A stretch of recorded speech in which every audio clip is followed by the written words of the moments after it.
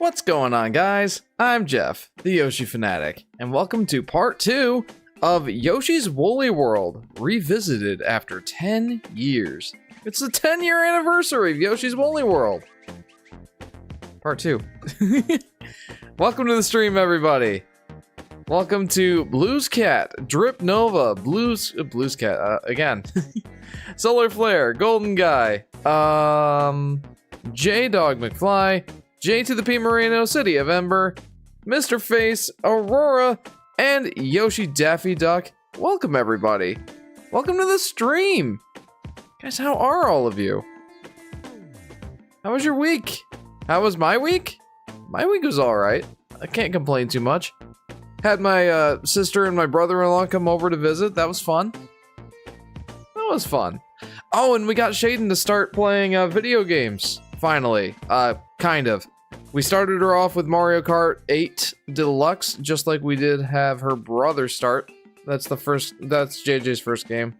With all the accessibility options, we felt that was the best place to start. So it was good. It was good. How cute is Cow Yarn Yoshi? Is there a Cow Yoshi? I don't remember there being a Cow Yoshi in this game, but maybe there was. Such a chill tune for something with the word spiky in it. Yeah, exactly. Halloween Peachy says, Splatoon, YouTube bad. Splatoon? Welcome to the stream, Halloween Peachy. This ain't Splatoon, but there's a Yoshi costume later in the game that looks like it's just a white Yoshi that walked into a Splatoon fight. That's pretty fun. There is a Cow Yoshi, I'm pretty sure. I don't remember. Have I unlocked one? I don't think I have unlocked one. Now I want to check. If there is one, I forgot about it. It's Moo Moo Yoshi. As looking at Poochie. Yeah. You're right, there is Moo Moo Yoshi. My bad, I forgot all about him. I never used him, that's why. Throwback? Yeah, throwback to Poochie and Yoshi's Woolly World. YouTube can't decide whether people have personalized names or handles. Yeah, that's weird, man.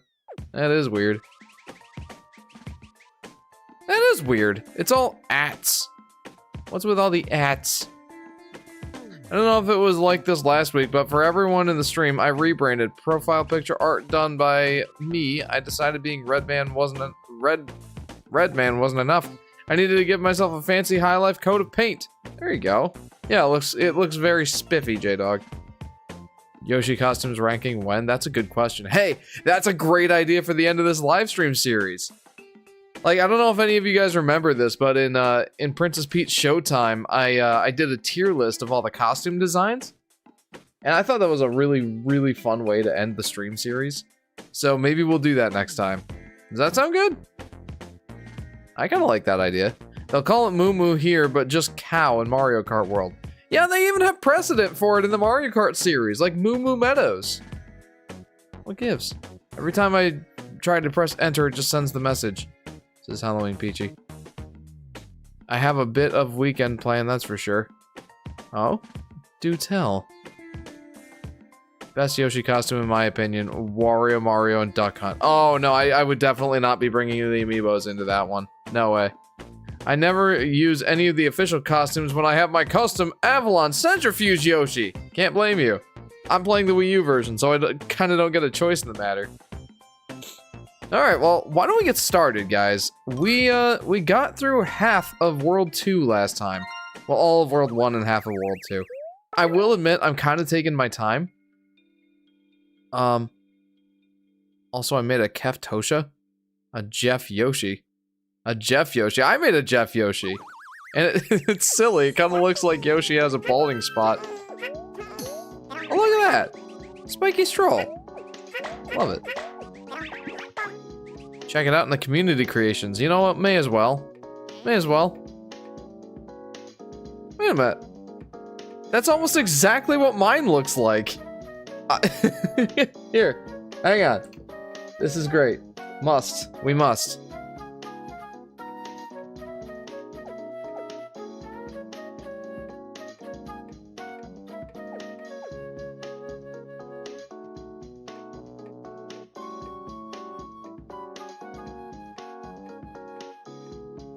I love that the it sure does. It sure does feel quite Yoshi. I don't know if that showed up on the stream or not. I hope it did. But I actually have my own Jeff the Yoshi Fanatic Yoshi skin. Hang on, I must. Y'all are gonna be making me take way longer playing this game than it really should. Hang on. I think I'm gonna have to... I don't think I have the game in here, do I? Oh, I do. I do have it in here. Nice. Poochie and Yoshi's Woolly World. Look at what you made me do, Plush. In the meantime, while my 3DS is loading up, I think Overall's Wario and Waluigi Amiibo only exist in the 3DS version. I think you're right. I think we looked at that last time, and yeah, Wario's yellow and purple clothes design only showed up in the 3DS version. Alright, hang on. So let's go look at some of my Yoshi skins. Hang on. We gotta go to big camera for this, though. So here I have my Yoshi 3DS. Let's see. Gotta go to... Yoshi Woolly World 3DS is an interesting port. It is, but it's a pretty competent port if you ask me. Oh, which one is it? I feel... yeah, it's the Yoshi Hut. Let's see. There it is. Yeah, look, Plush. I made one too. I'm Jeff the Yoshi Fanatic. Unfortunately, it does look like he's balding a little bit. But if I, like, turn him to the side... There you go. There's my, Jeff the Yoshi Fanatic Yoshi skin. That's identical. Yeah, it really is. We both went off the idea of the Jeff the Yoshi Fanatic Amiibo, avatar. Back to the action. What do you mean more accurate? I'm balding? I hope not. Nice, says Drip Nova. Since it's slowly balding, no! I hope not. I placed in the 97th percentile on the PSAT. Wow, that's awesome. Well done. Hello, I'm Yoshi, the Jeff Fanatic. What's your, what your reaction being if Yoshi gets new costume in Mario Kart World and is the Woolly World costume that is the only free update for Mario Kart World? Fine enough for, being a free update. But, I don't know. Woolly World is not my favorite Yoshi appearance. Still, I wouldn't mind it so much. We got some good ones. Halloween Peachy. I'm going to finish the YouTube video I'm working on, then replay Crafted World. Don't have Woolly World at the moment, and games are expensive now. Yeah, fair. Fair, absolutely. Crafted World's a pretty good time. I think I like that one better than most people do. The Windows 7 ding sound effect from that upload from Daki 097 was synced perfectly. Yeah, I definitely have to make sure I double check my files. It would be interesting. A challenge where you play Yoshi's Woolly World 3DS and Wii U at the same time would be hard. I have no idea. I don't know. It might be. I've never tried playing two games at once before with the same controller. Hey, the Yoshi Fanatic, do you plan on playing the rest of the game with double Yoshi Explosion? No, I do not plan on doing that. That is a horrible experience. Genuinely love how this is a desert stage like the others, but they went out of their way to make this desert stage different looking cacti, cooler colors, and yarn textures. So much care in this game. Yeah, I don't usually pay attention that deeply to the aesthetics, but yeah, for sure. What's going on, Rex? Welcome to the stream. Is this Robert? Is that your handle, Rexosaurus? Custom Jeff amiibo. I would love it. Avalon, it's okay. Male pattern baldness affects all of us at some point. I would know. I've been made a victim of it. I don't think I'm balding. I often say I've still got the thick, wavy locks, and I've made it past the age of 30, so I'm probably safe. Wario, that guy from those minigame collections in Smash, what's his connection to Mario besides showing up in the spin-offs? Yeah, right? Woshi, that is a double Yoshi Explosion. Yeah, the whole, like, two Jeff Yoshis in the same stream. I love that. From two different creators, that's awesome. Yeah, Jeff, nice dreadlocks. Ugh. No, never dreadlocks. Never, ever. Oh, cannot stand dreadlocks. Yeah, you can still call me Robert. I'll try to remember that, Robert. Obviously, that's how I best know you. Yeah, that's interesting. Did they, like, make that change recently to, like, the YouTube chat? Making you use the handles? It's so weird. Not everything has to be Twitter, guys. Even then, I don't know if Twitter did that either. I don't know. I didn't use Twitter. Did the 3DS version remove the double Yoshi? Oh, good question. Hang on. Hang on. Now you've got me curious. Hang on. I'm never gonna get through World 2. Alright. See what happens.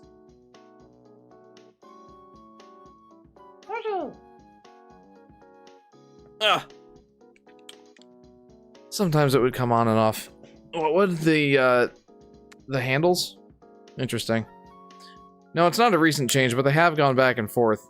So weird. Alright. No, hang on. Okay. They did not remove the double Yoshi in the port. Well, let's see. I want to test this for myself. So I'm hopping into World 1-1. Let's go back to big camera. I feel that this is important. I feel that this is important enough to show on live stream. Yarn Yoshi takes shape. Let's see what happens. Amiibo. Place, okay, ready? Here goes. Look at that. Double Yoshi explosion time. Look at that. Wait, is he just... What? Hang on. What? Oh, did they changed it? What? He's kind of like in the background. Look at this. See, he's hanging out, but he's like, I can't eat him. Interesting. I think that's improved. Yeah. Look at that. I can't really, see very well. Oh, there's a Shy Guy there.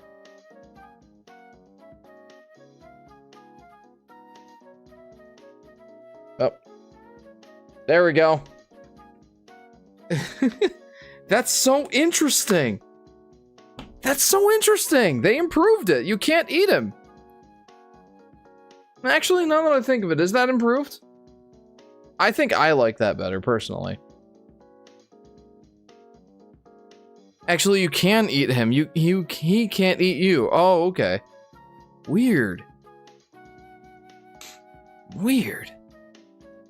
What happened if a new Yoshi game has Yoshi's cookie as a reward for beating the game? That would be interesting. I think I would enjoy that. Interestingly, some of the live streams are still showing channel names, but this one is showing handles. Weird. Geez, Jeff, you sure are taking your sweet time playing this game. Jeff, I'm either super deaf, or you still haven't answered how your week was. Yeah, no, I said it was good. I even told you that we got Shaden into playing Mario Kart 8 Deluxe. She started realizing that she wasn't actually playing the game when we gave her a disconnected controller, so... The only game she can actually play right now is Mario Kart 8 Deluxe, and that's because if you turn on all the accessibility settings, all you have to do is hit the item button every once in a while. The cart basically drives for you. It doesn't do super great, but it does something.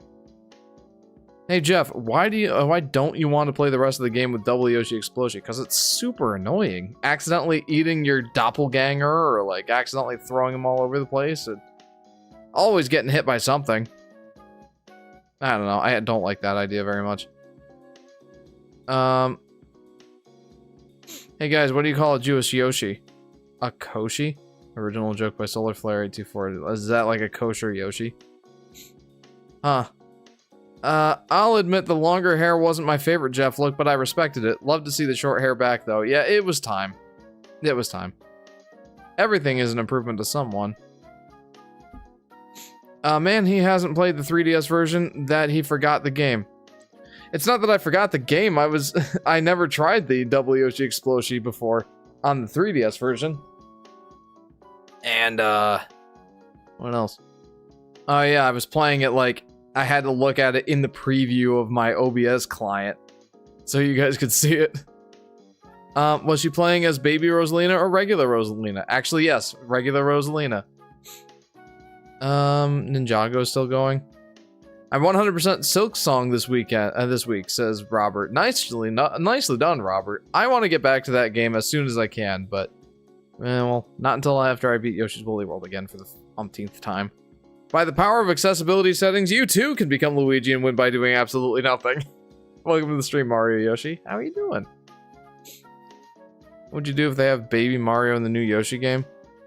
I don't know. I don't know how I would feel. That's all I can say for now.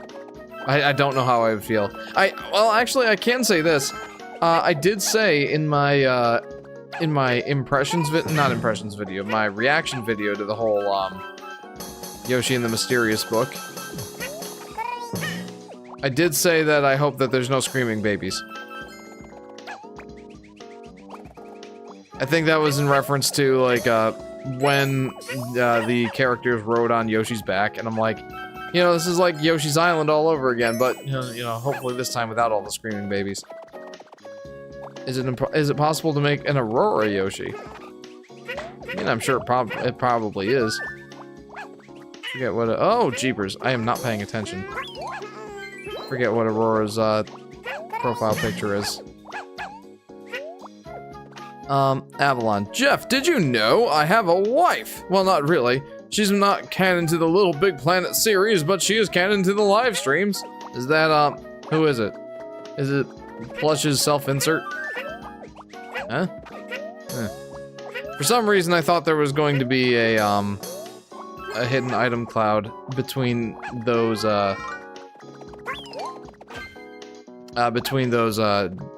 beads up there on the top platform, but no, it ended up surprising me. It ended up being, where Poochie was instead.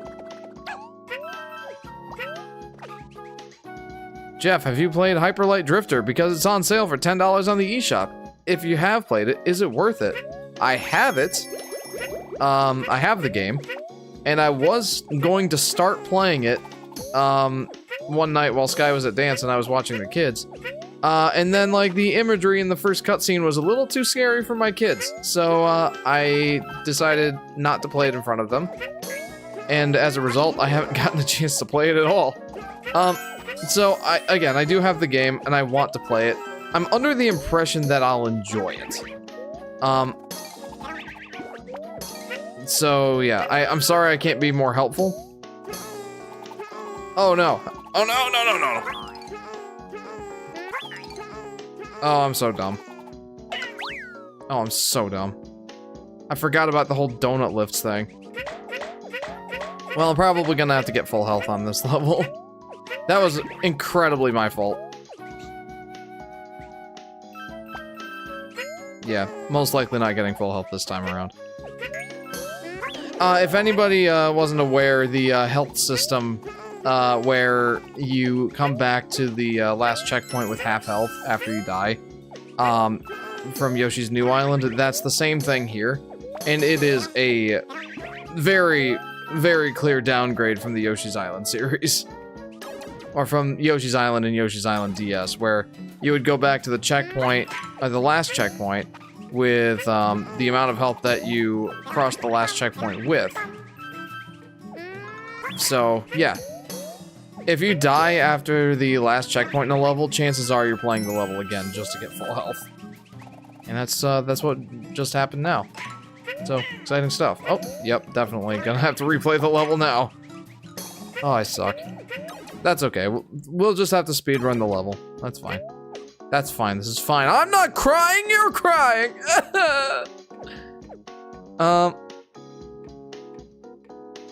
Nah, it would be extremely funny if you if you protect Baby Rosalina, your reaction would be confused. 100% it would be confused. Yep, she's not here right now. Give her a moment. She's probably busy saving the world for the billionth time. Sounds about right. Imagine how lost and unfamiliar you will be playing Silk Song after not playing it for a month. Yeah. I'm pretty sure the entire stream will be trying to get used to Silk Song again. 100% it will be. Story time. My old childhood friend back in the day had trouble with Poochie in this stage and ended up holding a multi-year grudge against Poochie.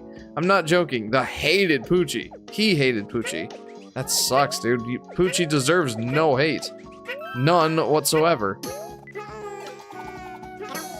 Except for the sin of being amazing at everything. Oh, man. On my 3DS copy of... Okay, I'd better pay attention here for a little. Right. Eating the Shy Guy. Eating the Shy Guy. Eating the Lakitu means his cloud goes away. Oh, wow. I am almost going to die. 100% we're gonna have to replay the level. But let's make sure that we've got everything first. Look at Yoshi. He looks like a good boy. Yoshi? Or Poochie? Or both? Both. I'm gonna say both. On my 3DS copy of Woolly World, I made a couple of train-themed Yoshis.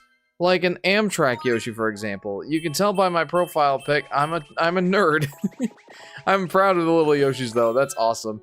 I really hope Woolly World gets a Switch port with the ability to upload custom Yoshis. Me too, Mario World. Me too, Mario Yoshi. Absolutely. I've said before that I think, you know, it's really hard to decide which version to recommend to new players of Yoshi's Woolly World. Whether it be the Wii U version with its nicer looking graphics and audio well, nicer looking graphics more than anything. And, you know, given that the game is so built on its graphics, yeah, well, not built on its graphics, but, like, so dependent on how its graphics are perceived, I suppose. The graphics are a big focus. There it is. Or the 3DS version with the additional, like, Yoshi costume, customizations and the, Poochie minigames. It's really hard to recommend, one over the other. They're both good versions. I end up leaning towards the Wii U version, but, you know, both are fantastic. But if we just had a Switch version that, you know, had the graphical fidelity of the Wii U version and also the content of the 3DS version, that would be a no-brainer.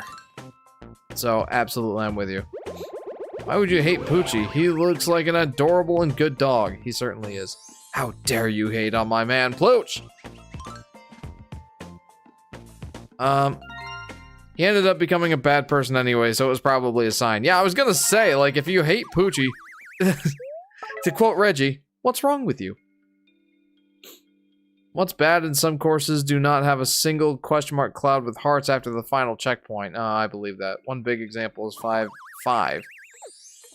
Yeah, I don't have the details nailed down quite that far, but even just the fact that you go back to the last checkpoint with half health, that's enough to really grind my gears. Like, I made a big stink about it in my Yoshi's New Island retrospective. Okay, that worked. And I stand by it. It's an objectively inferior system. There's just no benefit to it. Absolutely no benefit. It's not like the only thing that I can say is that it makes you be like, you know, better at the game in that, oh, I'd better not die, because if I do, I'll probably have to replay the level again if I want to get full health. Have you ever stopped to think about the fact that Yoshi's name is Japanese? Yes. And, you know, the Japanese, or, yeah, the word Yoshi in Japanese is like, Yosh? And that basically just means, like, okay, or, like, well, not let's go, that's ikimashou. But, yeah, Yoshi is like, okay. That's pretty much what Yoshi means in Japanese. Which is funny. It also seems to be a kind of popular name.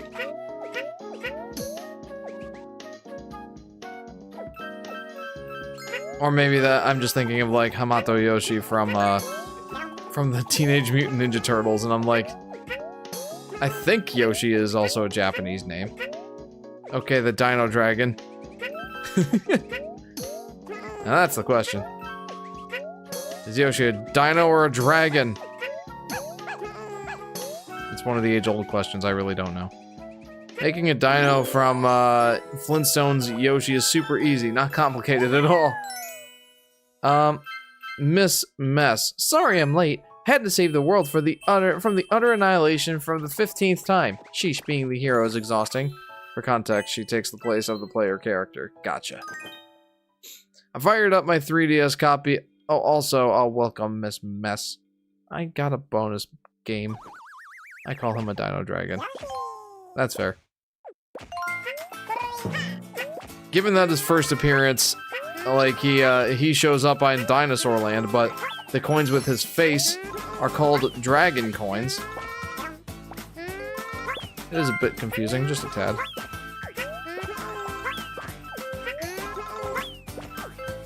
Yo! That was a good throw. That one wasn't. I just think it stands out across the entire series. What, Yoshi's name being Japanese? Oh, true. Yeah, that's a good point. I hadn't thought about that fact, that it's one of the only ones that's a Japanese name. Like, you think about the enemies in Mario games, that the fact that they have, you know, different names in Japanese than in English. Like, Koopas, well, Koopas are a bad example. I forget what they're all called in Japanese, but they're different. But Yoshi is Yoshi in both Japanese and English. I heard Mario is coming to this year's Macy's Thanksgiving Day Parade. Woohoo! I don't know what else to say.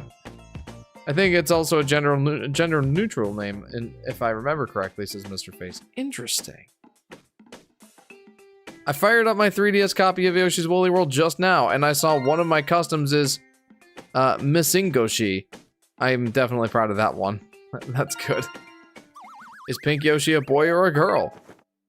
I mean, we've had the question of, is Yoshi just in general a boy or a girl? I even have like an unlisted YouTube video on the subject. Just a funny little reaction on my live stream showing Yoshi in the Game & Watch Gallery 2 game on the Game Boy. Yeah, just the Game Boy, not Game Boy Color. Showing him laying an egg on screen, and then later that Yoshi hatching. This was before I knew about what was it? Parthenogenesis. It was before I knew about parthenogenesis, because, like, you know, the Yoshi hatched, grew up on or in the game on screen, laid another egg, hatched another Yoshi. No other Yoshi involved. Let's just say that. No other Yoshi involved. And yeah, I came to the conclusion that since Yoshi reproduces asexually, Yoshi is neither male nor female, and thusly, yeah, doesn't have a gender. He is simply Yoshi. The conversation goes a lot deeper than that. Well, not the one on the video, but just in general, you can have a whole conversation about it. TLDR, I don't know. Where can I watch the unlisted video? There's a playlist of, the playlist is called Stream Clips, I think, or something like that. Just go to the playlist section of my YouTube channel, and there's one that's like Stream Clips or clips from streams or something like that. And, yeah, it's there. Hello, says LP. Hello, LP. Welcome to the stream. Splinter Yoshi. There you go. I love this music so much. Yeah, the rocking theme of the volcano area. Here's the course with the heavy metal music. What is this absolute banger? Yeah, right, in a Yoshi game? Yoshi feels more male sounding to me, says Blues Cat. That might just be partly because we know that his voice actor is male.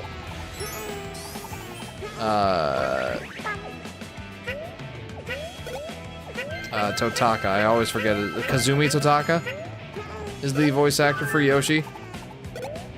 So maybe that's like, you know, we know that fact. So maybe that kind of like informs us, yeah, we think of Yoshi as a male. There's the snake dialogue in Super Smash Bros. Brawl where where Snake is like, it lays eggs, so it must be female. And then like Otacon or whatever his name is says, actually, it's a he. At least that's what it says. And Snake is like, it talks? Now you've got me curious. How about I capture one to see what it tastes like?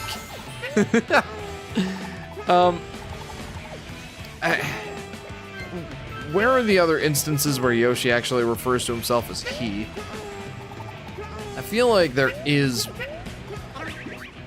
in the Super Mario World cartoons, he's referred to as a male. Like, there's never been any indication in the games of like Yoshi calling himself like a female. So that's worthwhile noting, I suppose. I don't know, like it's super inconclusive. Yeah, go ahead. I've paused. You have a Discord server, right? I can show off my custom Yoshis there if you'd like. By all means, Mario Yoshi. The Discord server link is I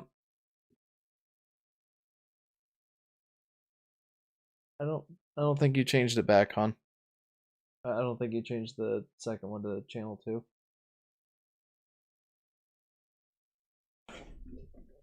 Hang on. I got it.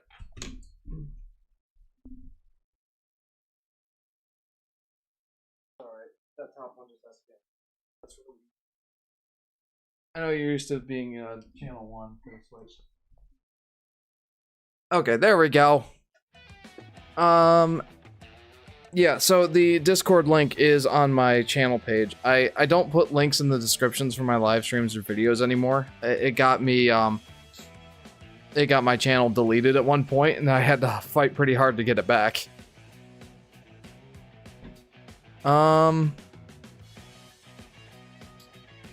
LP says, fell asleep before coming to the previous stream. That's alright. I'm playing Minecraft in a small window of farming XP on a server. There you go. You know, if you're thinking about, wait. Small window farming XP. Farming XP, okay. Have you ever thought about making an Enderman farm? If you haven't, that is the best way that I know of to get XP in Minecraft. Mr. Face says, I've always referred to Yoshis as males, even Nintendo themselves. Yeah, that... Nintendo has often referred to Yoshi as male, at least in the English texts. And dialogue boxes and such, but it gets a little more complicated in Japanese. Jeff, what is your favorite world in Woolly World? I think that Plush asked this last week, and I'm leaning towards worlds 1 and 3. Jeff, have you ever had 67 or 61 toes? No, but thank you for the question. We haven't reached the end because I'm waiting for friends, and I'm just trying to repair my pickaxe. Your channel was deleted for that? Was it because you have a Yoshi-related channel? I don't know why it got deleted, but yes, it was because YouTube. Okay, this is an interesting story. So YouTube, it was right after I posted my Yoshi's Woolly World versus Yoshi's Crafted World video, and like I posted it and I had a link to my I had like a link to subscribe. I don't know why I used to do that, but I also had one for my Discord server, and my channel was deleted for that. And I tried to like appeal the decision, and then they came back and said that they doubled down on it, and like they reviewed it and they decided that my channel was violating some terms of service thing. And I'm like, so I went to some forum, and I also like went to Twitter and asked for the YouTube support team to help out, and they did, and they let me know that it was because I had links in my description that led to like external sites, Discord being the main one, and like YouTube flagged that as spam. And yeah, since then I have not put links in my descriptions, and I refuse to do that. I see Discord links all the time in YouTube descriptions. That's what I thought too. Especially the bigger channels, like they'll have like a Discord and Twitter and like, you know, affiliate links and all that good stuff. And like I go to like a Harris Heller video or like a Senpai Gaming video, and they'll like link all of the like tutorials and all of the all the equipment stuff all in the description, and it's like, well, why don't you guys take those channels down? But no, I'd rather just play it safe. You're right, though. It'd be much better than my mob farm. Yeah, Enderman farms are amazing. Oh, we haven't reached the end because I'm waiting for friends, and I'm just trying to repair. Okay, now I get it. Yeah. Well, when you get a chance, definitely try to do the Enderman farm. 100% worth it.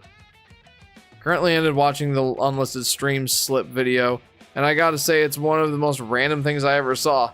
Yeah. And then that's part of the reason it's unlisted. It's just completely random. I just wanted to have a place to put it, and I hadn't set up my second channel yet. Maybe I'll put it over there. I think there are female Yoshis. There's gotta be. Also, what is going on between Birdo and Yoshi? Is there some kind of interspecies romance happening, or are they just good friends? This is Drip Nova. So many good questions. So many that I don't know that I'm going to be able to explore fully in this stream.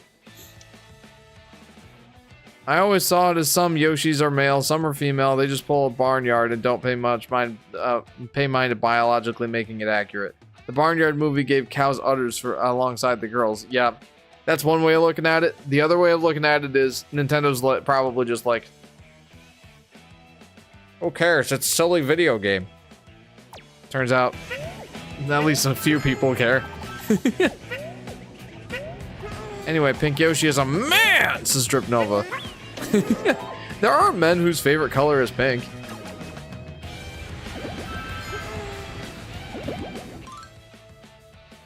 Huh? This guy says some guys would look really good in pink too. You know, yeah, I probably couldn't pull off wearing pink. It seems like such a bright color, and I don't look good in bright colors. No, you don't have to feel bad about agreeing with me on that. Like, I tried this neon orange shirt on me, and it 100% clashed with my skin tones. Like, I have olive undertones to my skin color. Almost like I'm Italian, but I'm not actually Italian. Like, it's kind of just that sort of skin tone. And, yeah, let's just say that I cannot do neon colors. Absolutely not. It just does not work. So pink probably would be kind of a similar situation. Just join the Discord. I posted my Yoshis in the community channel. Alrighty. I'd better go take a look at that. Maybe I will on the loading screen. You know, let's go back here for just a second. Male Yoshi's green and red, black, white. Female Yoshi's pink, yellow, brown. Why brown? Just curious. I think we're gonna wait for a while. I'm the only one with a netherite set. Most people are still on iron. The power of hyperfocus is real. But only for things that aren't for work. Well, I haven't played Minecraft in so long. I kind of want to. I did a whole live stream series of Minecraft. It was one of my earlier works, so definitely not one of my better ones.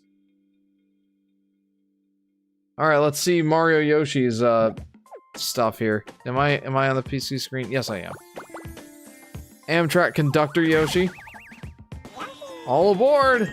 I like it. It looks nice. Amtrak Yoshi.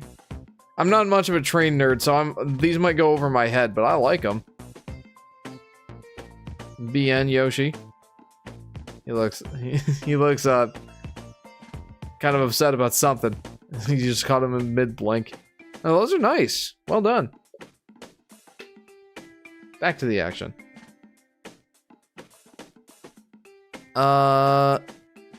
Green Yoshi, male. Pink Yoshi, male. Light blue Yoshi, female. Yellow Yoshi, female. Red Yoshi, male. Purple Yoshi, female. Blue Yoshi, male. Orange Yoshi, female. Black Yoshi, male. White Yoshi, female. My headcanon genders for specifically the yarn Yoshis. Specifically the yarn Yoshis. Interesting. Is there a 611 Yoshi? Asks Drip Nova. The giant selection of Yoshis in this game is so overwhelming that I just go with old reliable red. You'd never guess why I always made red Yoshi. Couldn't even fathom. I have my go-tos. For instance, I like Flame Yoshi quite a bit. I might go ahead and switch to him, actually. Especially since I might end up flaming this Pyramid Beckons level, but... what does that mean? I don't know. I tried to make it work. It did not work. My rage is like an inferno with this level. How about that? Let me find my favorite base game Yoshi real quick. Yeah, I have my go-tos. Let's see, Citrus Yoshi is one of them. Cookie Yoshi is absolutely one of them. I might even do the palette swap for that one. It's like, I hate the process for doing the palette swap. It might be worth it for Cookie Yoshi. I like Watermelon Yoshi for some bizarre reason. I don't really know why I like it so much, but I do. What other ones? I like the SNES Yoshi a lot.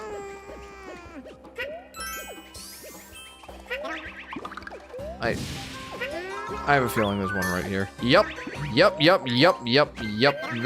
That's one I always miss. I'm glad I remembered it this time.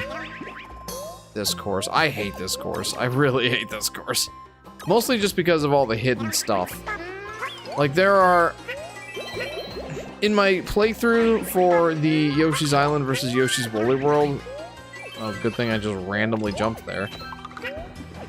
Oh, wait, no. That was for a progression. Okay. In my playthrough for the Yoshi's Island versus Yoshi's Woolly World video, there were like 4 invisible item clouds that I could not find without the badge. So you know there were a lot more in the course than just the ones I couldn't find. Anywho, that's probably gonna happen here again. And if I get to the end of the course and I've missed a bunch of stuff, I am not completing the course until I get that Find Hidden Secrets badge. I'm just not.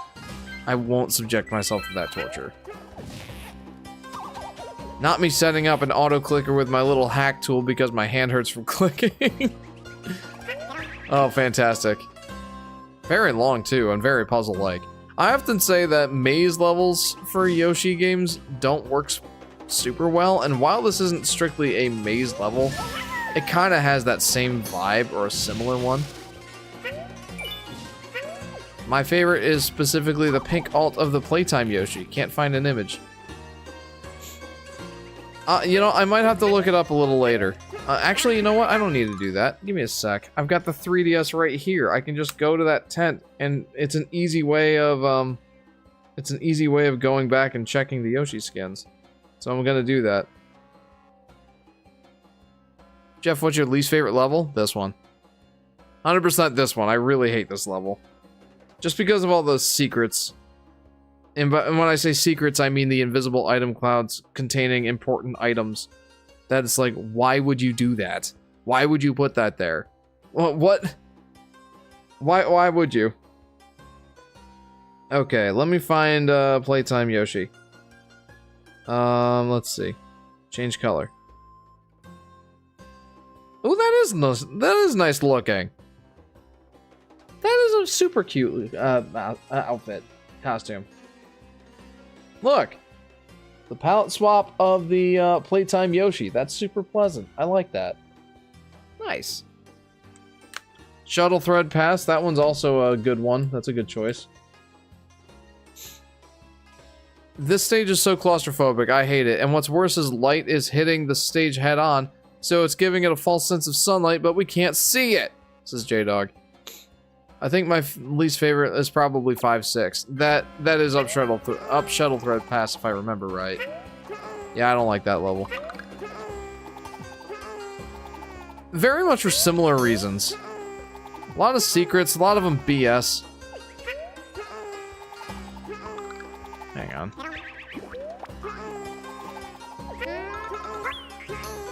Yeah, that's not gonna work. Man, how do I always... For some reason, this one's always hard for me to get. Are the pink Yarn Yoshi out of amiibo out of print? It's the only Yarn Yoshi I don't have, and I've been trying to find one.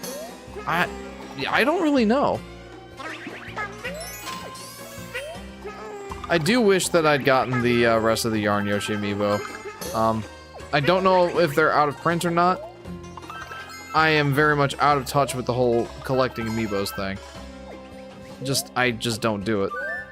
Okay, that's one of them. That's one of the secrets that's always BS. There we go. Managed to get both streams synced up perfectly. Switched to my phone for chatting. Oh, sweet. That is cool. You managed to sync them up perfectly? Love that. Okay, here we go. I have a pink Yarn Yoshi amiibo and a blue one, too. Jeff, if we combine our collections, we have the power! I don't have a Poochie one, though. So I don't truly have the power.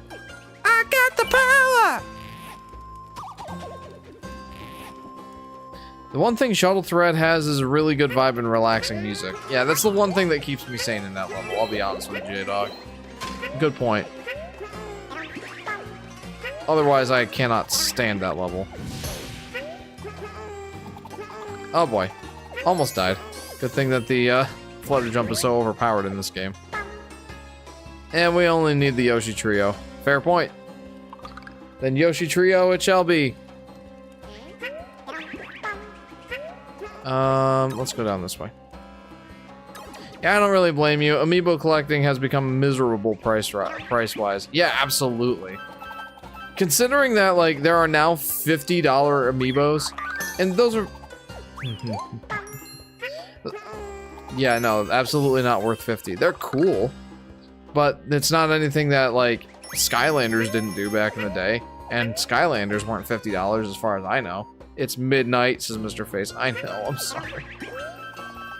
We did our grocery shopping tonight, and we took some extra time because we took the kids to this fun family place.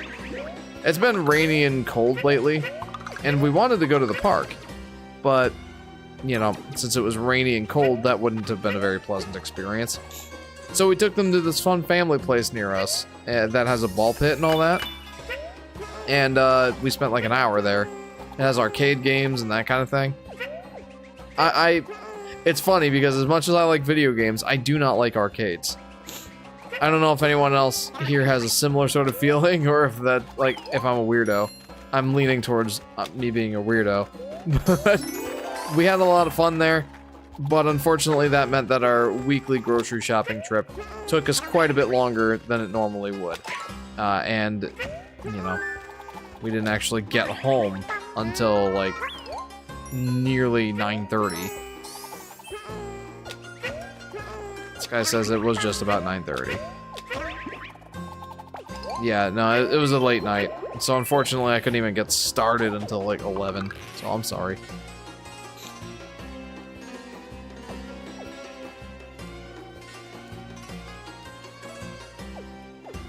Wait, seriously, that exists? The $50 amiibo? Yeah, that's the Kirby Air Riders amiibo that you can like switch the characters onto the different rider machines and do something. I don't know. I haven't watched the directs. I only have the Duck Hunt amiibo. Lol. Says Yoshi Daffy Duck. I guess I can't blame you.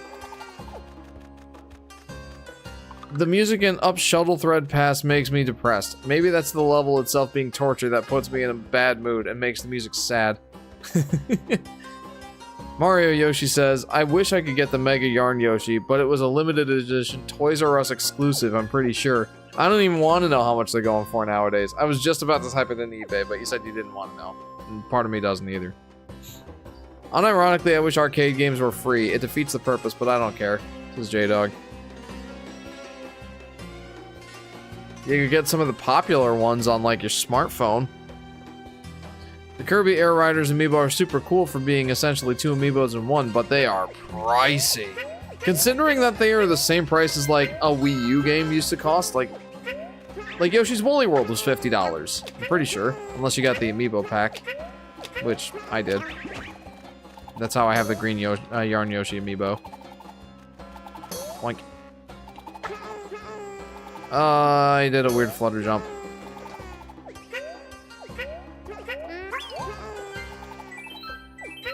should probably keep some of these health clouds around, but I didn't know that was a health cloud. $50 is game money, not miniature figures money. Agreed. 100% agreed. That's just too much to ask. It's cool, but it's not $50 cool.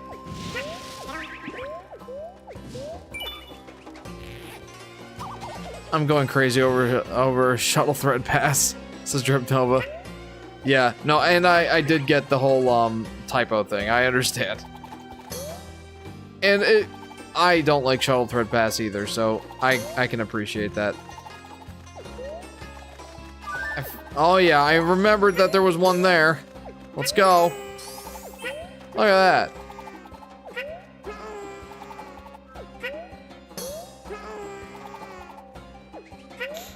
The only amiibo I have is a blue Yarn Yoshi amiibo. I still remember seeing the box of the amiibo just after leaving school for the day. This is Golden Guy. If you're gonna have one amiibo, that's probably the best one. That's probably a good one to have.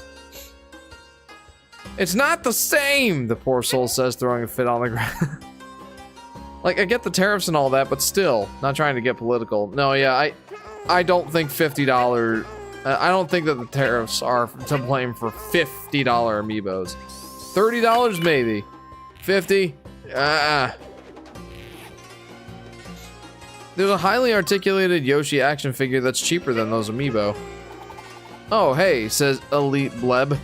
Can I just call you Bleb? That's great. Welcome to the stream, Bleb. How are you doing? I don't even remember the prices of the pre-Switch games at first launch. This is Mr. Face. I remember that a lot of Wii U games, anyway, were $50. Yoshi's Woolly World was $50. DK Tropical Freeze was $50. Wii games were $50 in general, I believe. The only amiibo that I have since 7 years ago is Golden Guy. I'm not going in there yet. There's more stuff. But yeah, I got a few amiibo. Like, it was fun. It was a fun little thing. When the amiibos first came out, they were like, huh, neat. And they were like 13 or 14 bucks, so they were like kind of in that impulse buy sort of territory. Now they're more than double the price of what they used to be, and that's crazy to me. It's an NFC tag plus a figurine. The tags are dirt cheap, so most of the cost is the figurine. Yeah, and all that is just like, it doesn't articulate in any way. Most of them don't. And it's just plastic injected into a plastic mold. Like, what are you talking about $30 for an amiibo? What do you mean? I've been continuing my billionth playthrough of Yoshi's Woolly World. I just got to World 6, says Drip Nova. There you go. I have no amiibo, only a whole lot of Disney Infinite figures. Underrated Toys to Life game. I never really cared for the Toys to Life thing, but I probably would have cared if Nintendo made like an Amiibo to Life game. I probably would have cared at that point. Like, I thought about how cool it would be to, like, you know, I would definitely get the Pit Amiibo at that point. If there was like, you know, an Amiibo to Life game, I would go nuts. I would love that so much. And like the closest they ever got to that was putting like Donkey Kong and Bowser and Skylanders. Honestly, it's borderline a crime that they never did an Amiibo to Life game. It really is. I mean, shoot, like, wouldn't that be awesome? Like, I keep thinking about how awesome that would be.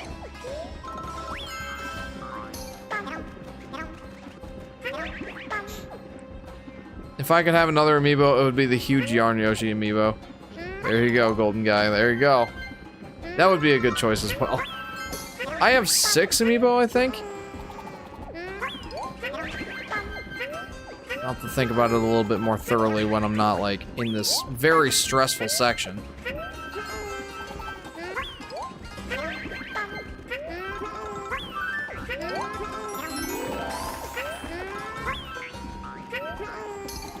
And I've missed some beads. Well, what? How many am I missing? 3? And I've got everything else. I am not going to bother replaying this level for those beads. I will come back when I've got the Finding Hidden Secrets badge. Hang on. Oh no! Oh no! Power badge? Okay, we're doing the all-you-can-eat watermelons. Let's see what this is. What is it?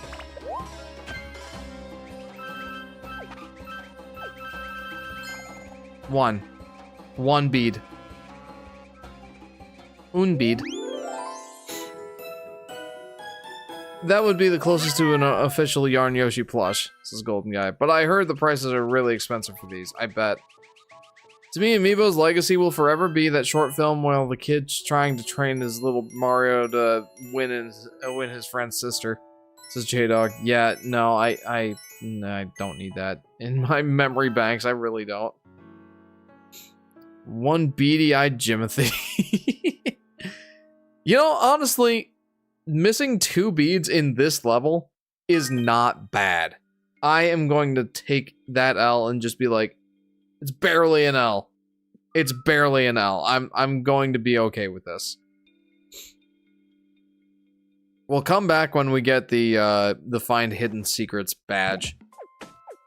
Otherwise, that level is just not... it's just not worth it.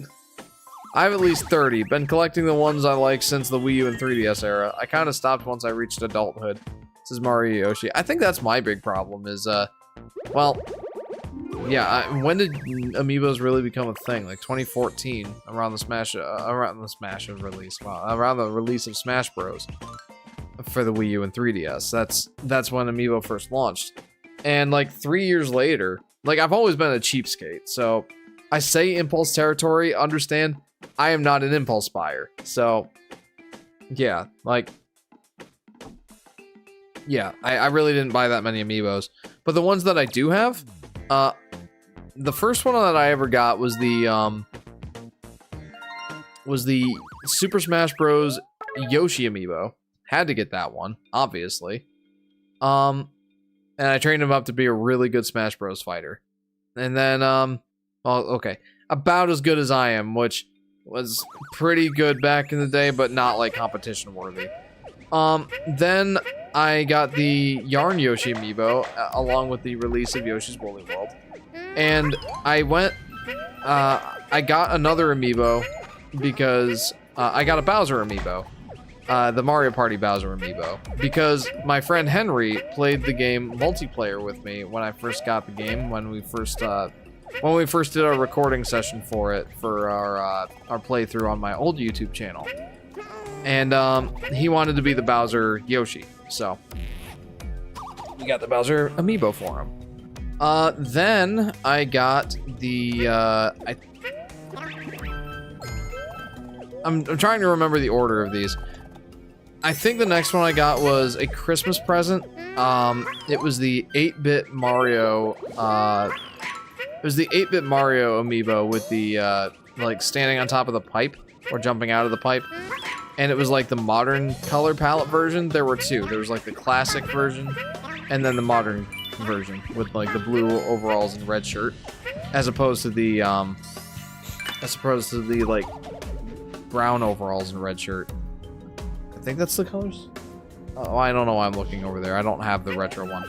And then the next one I got was the Wolf Link Amiibo. When I got the Wii U version of Twilight Princess, I got the Wolf Link Amiibo bundle. And there's one more. What is it? Oh. At one point or another, I got the Link Amiibo. The Super Smash Bros. Link Amiibo. And those are all of my Amiibos. I don't have any other ones. I have that Smash Yoshi Amiibo. It's the first one I got, says LP. A good, solid choice. I gotta read some more comments here. Have you ever trained a Yoshi Amiibo in Smash Bros? Yes, I just said that. Sorry, I didn't read your comment until now.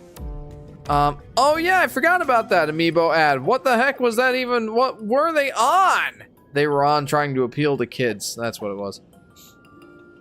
Hi, Jefferson. Hi, Miss Mess. Oh yeah, the P stand Link Amiibo. I've never bought an Amiibo my whole entire life, says Mr. Face. I gotta say, you're not missing out on an absolute ton. Mostly just the fact that, you know, there are some little bonuses in a couple of games, but nothing to really take full advantage of Amiibo, I don't think. I mean, Yoshi's Woolly World is a good use case. You got different character costumes.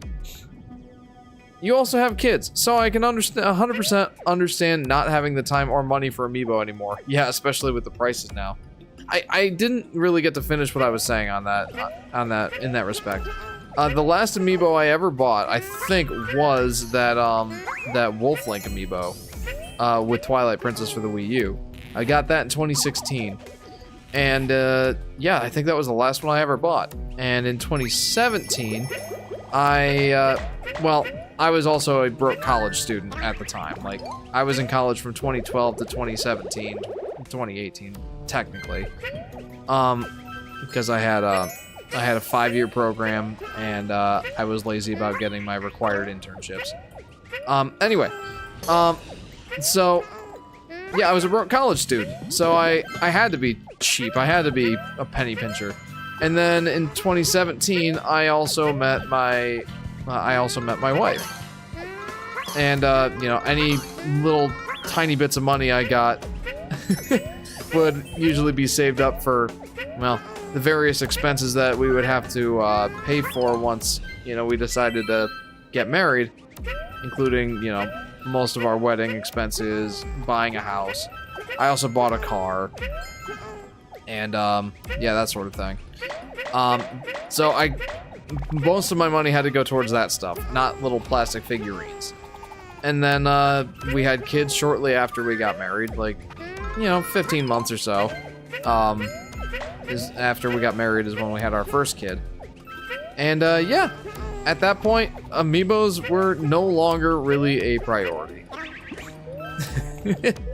Like you said, finances, Amiibos, having children, you know, Amiibos are like very, very low on that priority list. They're fun though. And I imagine that once JJ gets, well, you know, I can't even say that. Like, I was gonna say once he gets more into video games, he'll probably get more into Amiibo. But he's pretty darn into video games. I don't really think he's ever going to get more into Amiibo than he is right now, and that's not very into Amiibo. So I probably won't ever get to the point where I'm buying a lot of Amiibos. They're fun, they're cute. I don't know if they're really worth the cost of these days though. Oh, yeah, actually that would be great.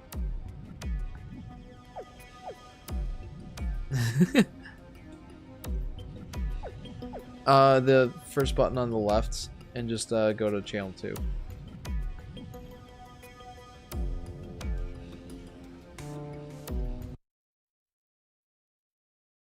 There you go, yeah, that should do it. It would just be nice to have Yoshi's Woolly World on the screen behind me. Thanks, son. LP says, my sister used my NFC test tool to spawn 5 opponents in Breath of the Wild. Fantastic. J-Dog says, unironically, that adds hilarious to me by the fact that it exists at all. To put it into perspective, it has the Minecraft movie effect on me. Oh no, that's never good.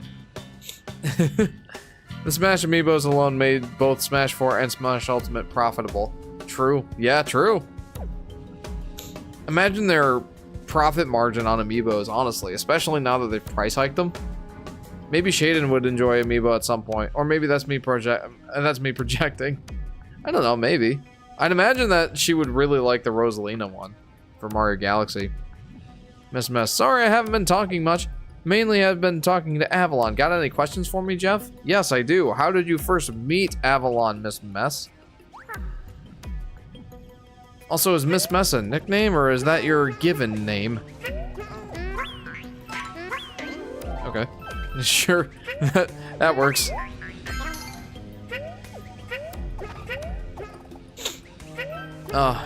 Honestly, I have thought about how cool it would be to have, you know, more Amiibo. There are definitely more Amiibo that I would like to have. The Metroid Dread Amiibos are great. I would like to have a Pit Amiibo. And honestly, if a Kid Icarus game ever comes to Switch or Switch 2, and they release amiibo alongside it, and they're not super duper overpriced, which they will be, I guarantee. Honestly, I would probably still be tempted to get them. I really like Kid Icarus. I feel like it is an undervalued IP from Nintendo. Especially with Kid Icarus Uprising. What a banger. And then Masahiro Sakurai saying around the game's release that it would probably be another 25 years until the next game. And I thought, oh, surely he's exaggerating. Here we are 13 years after Kid Icarus Uprising. I don't know that he was exaggerating.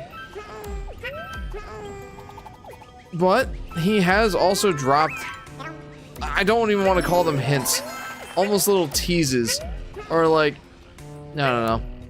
He said once, gee, wouldn't it be something if they remastered Kid Icarus Uprising?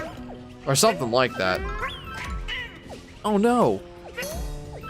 And I'm like, please don't say that, Masahiro Sakurai, unless you're actually gonna do something like that. What a dream that would be. Either a port or a sequel for Kid Icarus Uprising. I would love that.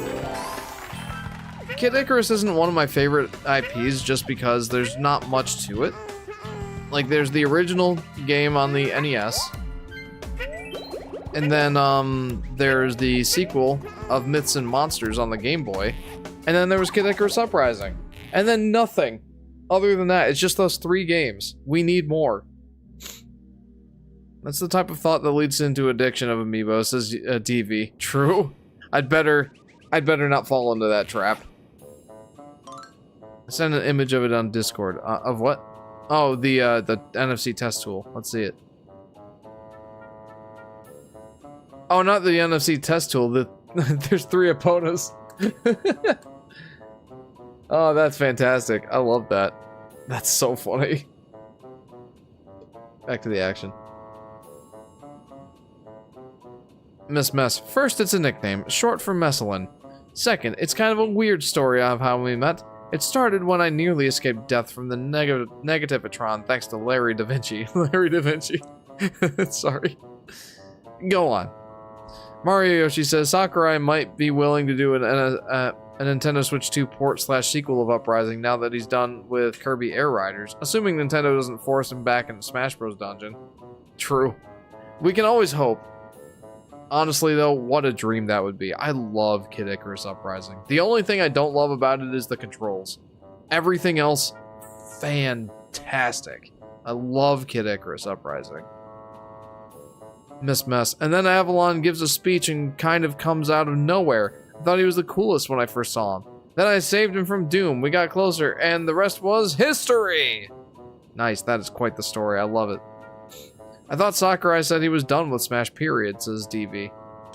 Yeah, well, you know how that kind of thing goes. It's Smash Bros. He's gonna get roped back into it somehow. I mean, I have said that where do you go after Ultimate, truly? But somehow, some way, it probably will happen. I don't know how yet, but it probably will. Hey, did I get everything? Oh yeah, I got everything.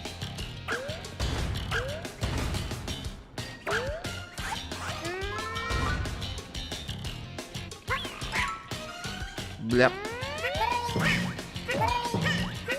Man, I am so much more used to fighting this guy on the super speed mode on the boss tent, or in the boss tent, after in the post game. He is so much slower in this boss fight. It's not even funny. 3D reboot, says Aurora. Oh, for Smash Bros. That would be interesting.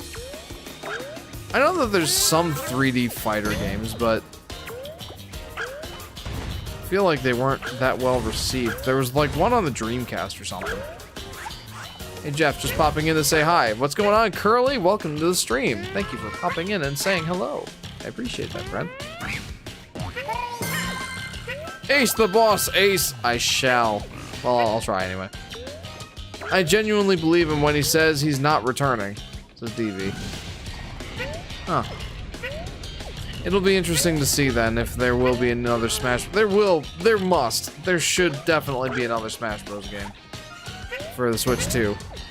Although, what do you guys think the chances are that we just get a Switch 2 edition with, you know, maybe some extra modes or something? Not even extra characters, because if Sakurai's not putting in extra characters, then well, what's even the point? Tired, so I'm coming back just to say good night and have a great week. You too, Solar Flare. We'll see you on Halloween, right? The next live stream will be on Halloween. I think a reboot is likely after Ultimate. Maybe try a 3D engine, says Mario Yoshi. Like Aurora said, yeah, maybe. Oh yeah, Sky wants to know what you all are dressing up as for Halloween. I'm not. I'm a boring, cheap adult. J-Dog says, I really wouldn't mind if we didn't get a Smash Bros. Game for the Switch 2. Just let it play out as Ultimate and return as either a reboot or with a different director for the next console. I have a feeling that there's at least some people who would be upset with no Smash Bros. For Switch 2. I did it! I did! I'm going to be Donkey Kong, says Yoshi Daffy Duck. I would dress as Avalon if I had the proper costume pieces for it, says Drip Nova. You could get creative, I'm sure you could. I don't celebrate Halloween, so I won't be dressing up at all, says Mr. Face. That's fair. The last time I dressed up for Halloween, I think I just wore my karate gi. Which isn't really a costume. I have to work on Halloween, but they're letting me wear a Mario hat at least, says Mario Yoshi. There you go. Yeah, just as a karate gi. Or just in a karate gi. A karateka. A used cigarette pack, says J-Dog. What? I don't think I've ever heard of that one. Everything's free. What should I do? I shouldn't do any of these. All of these will be bad for this level. Smash Ultimate Switch 2 Edition does not come with DLC. Yep, I would believe that. I would believe that. The last time I wore an outfit for Halloween was a decade ago, says Mr. Face. That's quite a long time. Last time I think was... last time for me was like 2 years ago. Here's this course. I don't...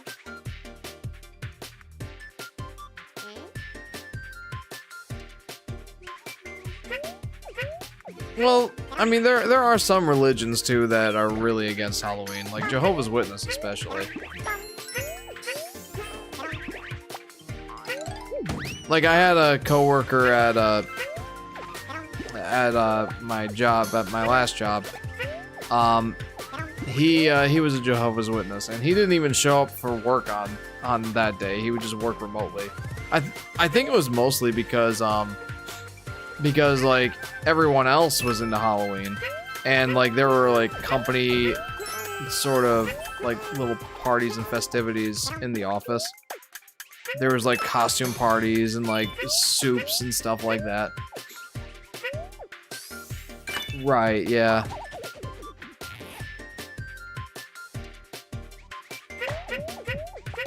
Oh, this level I loathe, says J-Dog. Honestly, yeah, he might have just taken PTO if he didn't have the option to work remote. DV says, I've only worn a costume for Halloween like 3 times in my life. Wow, really? DV. Could have thrown it in as a bone for Breath of the Wild, but they didn't, says Aurora. Yeah, that's the one I was thinking of too. Like, they did not throw in the DLC for Breath of the Wild. I've still never played the Breath of the Wild DLC. It's my favorite Zelda game, and I never got the DLC for it. I thought, the base game is enough. more than enough, frankly.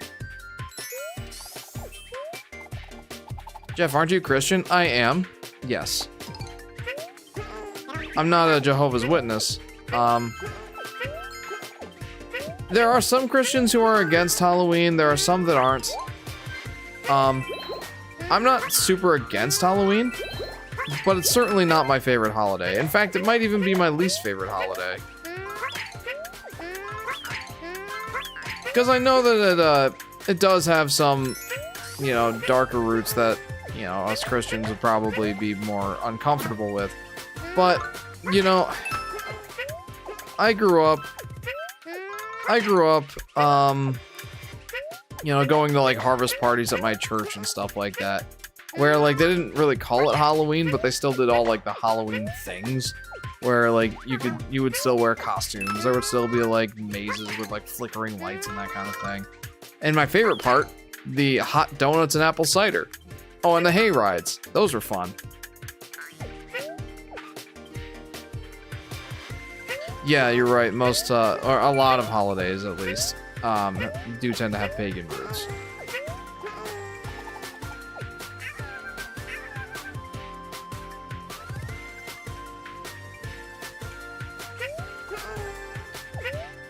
Yeah, exactly. Like I feel like people can take a holiday, even if it's got pagan roots, and kind of make it their own.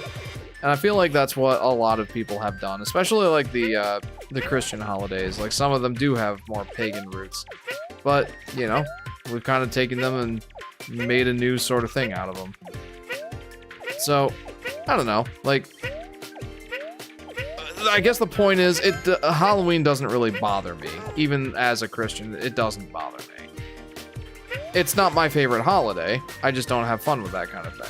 Like the whole spooky, scary stuff. Like that's something I don't like, is being spooked and scared.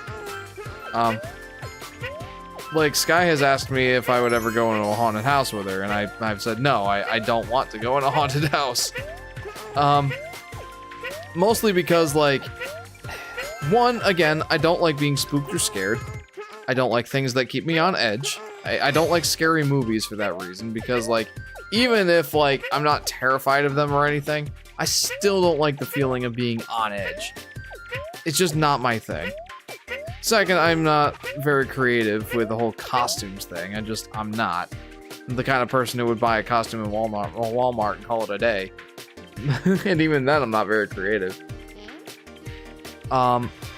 It's just not my thing.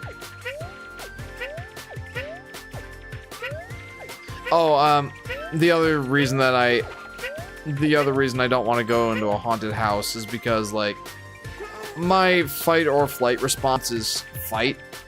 And I have a feeling if some, like, scary clown jumped out in front of me at a haunted house, I would just deck him. Just punch him in the big old red nose.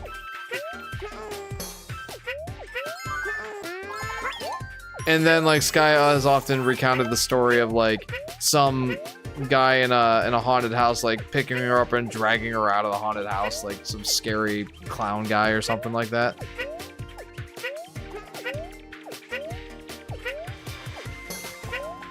Yeah. Well, yeah.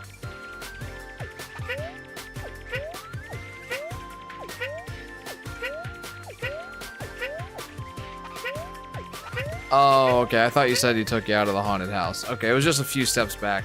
No, like, if someone grabbed my wife and, like, started dragging them away from me, they would not be very happy by the end of that one.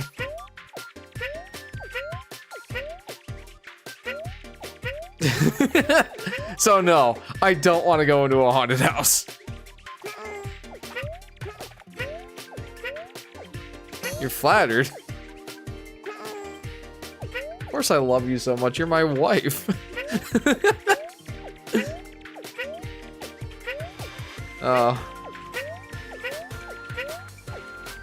Hey, he brought it on himself.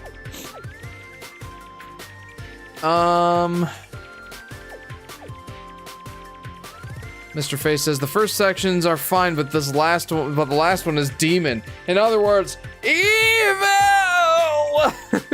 True, 100%. LP says you have no home bed or respawn anchor, or it was obstructed. Well, shoot. Yeah, so back to spawn point you go. So far.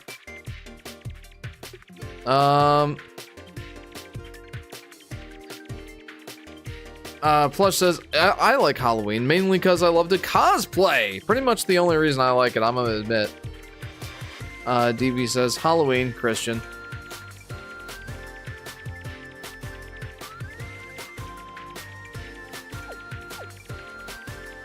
I think cosplay is well, pretty much the same thing, except it's just not based around Halloween. Mario Yoshi says, as someone who's not very religious, I'm a Christmas guy personally, but Halloween is a very close second. I love Christmas. J-Dog says, I'm Christian, but I'm not against it. I like the vibe. I watch the old Disney Headless Horseman cartoon with my grandma each year. Yep. Most people really like Halloween. I think I'm just a curmudgeon. A curmudgeon?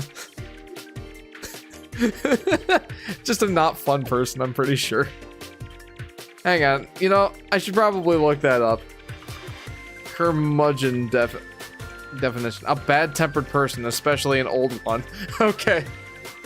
Especially an old one. I like that Google specified, especially an old one. DV says, honestly, just never been much into wearing a costume part of Halloween. However, I love everything else about it. Would you go into a Luigi's Mansion themed haunted house? Lol, says Mario Yoshi. Probably not, honestly. I just no. I just don't like haunted houses. I don't like jump scares. Drip Nova says my fight or flight responses do nothing. What part of Yoshi says haunted house?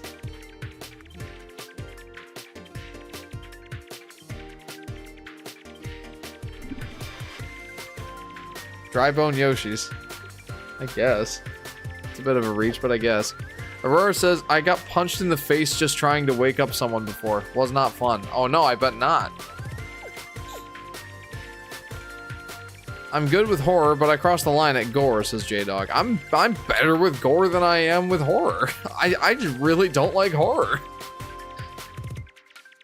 Miss Mess, I don't like the spooky vibes of Halloween because I've had far too many near-death experiences and literal death experiences already. Let me relax and play dress up, please. Do you have any suggestions for couples costumes? Asks Avalon. No, I'm not creative.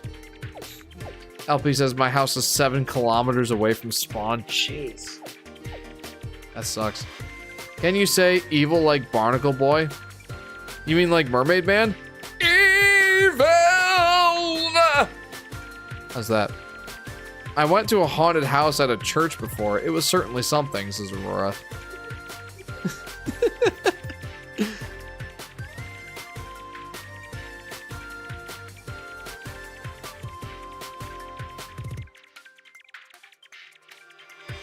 Gore doesn't faze me as much, says DV.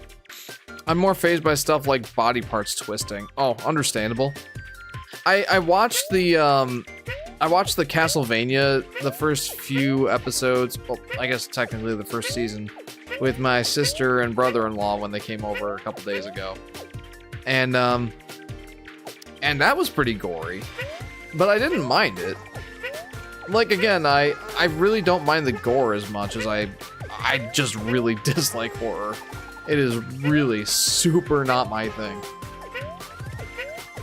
I don't know if that's weird or not. Like, I'm fine with gore. I hate horror, though. I forgot Mermaid Man says it like not Barnacle Boy. That Monty Mole got to have a lot of energy to be running back and forth like that nonstop. Yeah, right? He's a very dedicated and loyal minion of Bowser's.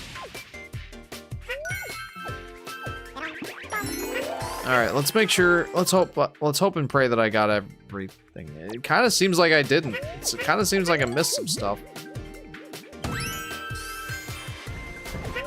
Maybe not. Hang on. Let me cook. Oh.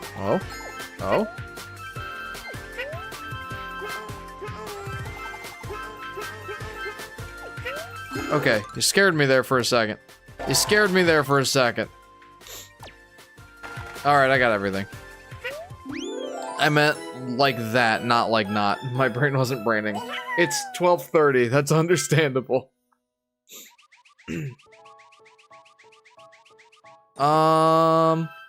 I'm sorry. Boo Haunted House! There you go, Chris. Welcome to the stream. I'm more horrified with body horror. For example, Mimi from Super Paper Mario. That was pretty creepy, to be honest. DV says, mostly because I've had my knee twist once, and it was extremely painful for the second or so the pain happened. Whew. Yeah, understandable. I do get... I guess I get a little bit like I cringe a little bit when I see, like, in shows when I see, like, body parts flying off, or, like, seeing the insides of a body, like the guy that, like, it's a simple example, but the guy that got his finger, like, cleanly cut off by, Trevor Belmont's whip, and, like, you could just see the bone, and it's like, that's uncomfortable.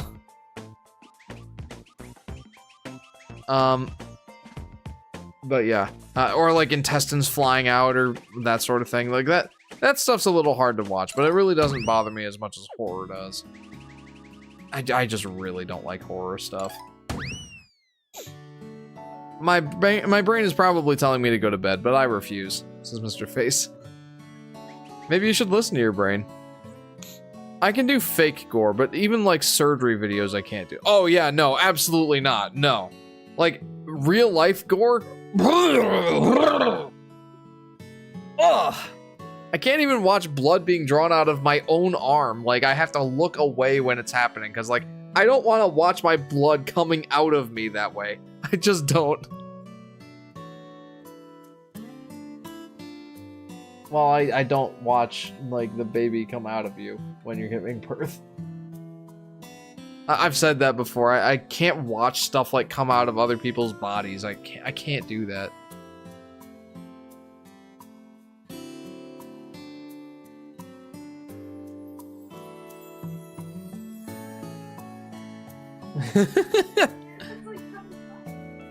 J-Dog says, ooh man, I love Christmas. As an old soul, Christmas is my favorite time. It's timeless, warm. My favorite time period of music is on the radio, and the Christmas specials make me cry.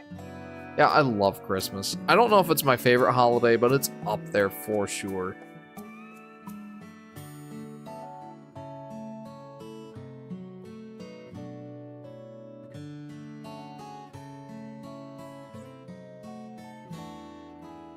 Yeah, no, it's just good overall.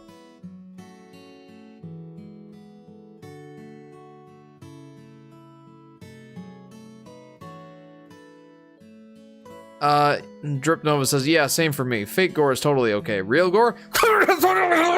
No! It's pretty much the comment. Here's some words that probably would make adults shiver. Job applications and taxes. It's something that I've grown numb to in my old curmudgeon years. Sky feels the same way. Mario Yoshi says, for me, it's not the blood itself. It's more the needles that freak me out.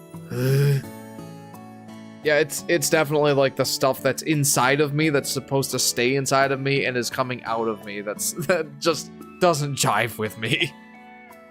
Yeah, it makes me queasy. Did you see my comments about my opinion on body horror? Says Dripnova. I think so. Hang on.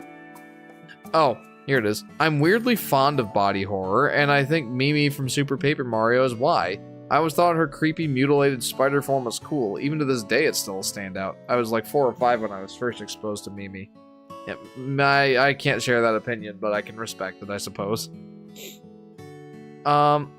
Anyway, I just played Speedy Gonzales Los Gatos Banditos. Let's go, Chris.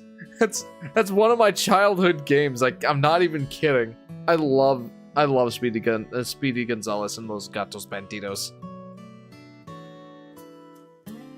Of when I was like 6 when I first beat the game, or maybe 7, and like I was in my living room at my parents' house, and it was just on this tiny little box TV. And I turned the volume all the way up for the fun credits music and just danced around the living room. That is a core memory for me. Fun fact, Chris, I could call that game a Sonic ripoff, says Chris. It was a darn good one, though. I'll tell you, Chris, I actually have a live stream on my, I have a live stream of Speedy Gonzales and Los Gatos Banditos on this very YouTube channel. It was one of the first ones I ever did. I had this idea for like a live stream series. It was called 1v1 Me. And that was basically just an idea I had where I would go head to head with someone in a video game, whether it was like multiplayer or if it was like, you know, single player, but we both like play it at the same time and see who can do the best. I only ever did the one, but I had some ideas for some other ones, and I'd like to bring it back at some point. I like the idea, and I like the name of it, 1v1 Me. Very little bits of blood is okay, but all that gore and all, no!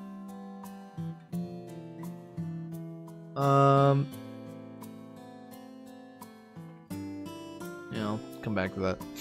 To me, the worst part of horror is jump scares. My sensory issues make them so much worse, says LP. Oh, that sucks. I just don't like being on edge. That's my thing. I don't think they even, like, scare me all that much. I just don't like being on edge. It's an uncomfortable feeling. If Mario threw Cappy on Kirby as he was getting inhaled, would that end the universe? Good question. Really good question. I don't know. J-Dog says, I always remember that Speedy game from that one dude who made a Sonic ROM hack of it and somehow included Mario in a cage. I'm not joking, it's real. That sounds funny. Just like Scott the Waz said, jump scares are like the fart jokes of horror. That's so great. I forgot about that. That is such a great way to phrase that. Jump scares are like the fart jokes of horror. That's fantastic. I love that. Some jump scares can get to me if they are actually good, but a lot of jump scares to me are really cheap and fall flat. Sometimes even make me laugh, says DV.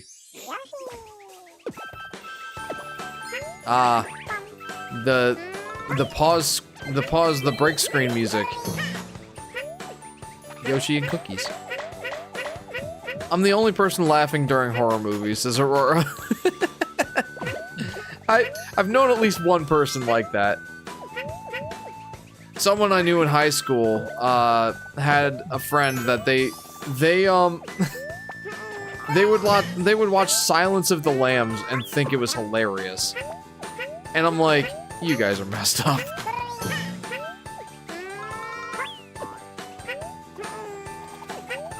So, yeah, something about I forget what the guy's name is. The cannibal. They loved the scene where he said something about, like, wanting to eat the guy's liver and have it with a side of fava beans. I don't... For some reason, they thought that was hilarious. I don't know. The most peakity world in this game? Yes, says Drip. The only horror movies I've seen is Five Nights at Freddy's, says Mario Yoshi. Five Nights at Freddy's 1? There's more than one? I enjoyed my time with it personally, despite the jump scares. I'm super excited for the second one. Oh, okay, it's not out yet. All they do with jump scares are literally screaming into the camera. True. Silly Goofy Goober. Love that name. Howdy, howdy, Jeff. How's it going? Welcome to the stream, Goofy Goober. I don't think I recognize that handle. Apparently, like, YouTube is doing a weird thing with YouTube chats being the handles instead of the username. Silly Goofy Goober. I do love that name though. Oh, hang on. Oh, it's Joe. Hey, Joe. The music track to me sounds like something you'd hear in a commercial. Oh, this? Fun fact, I have the same reaction as a jump scare when I'm just being touched as I don't expect it. Like someone trying to get my attention or something. Like someone tapping you on the shoulder. I see. Yeah, jump scares definitely wouldn't be your forte then.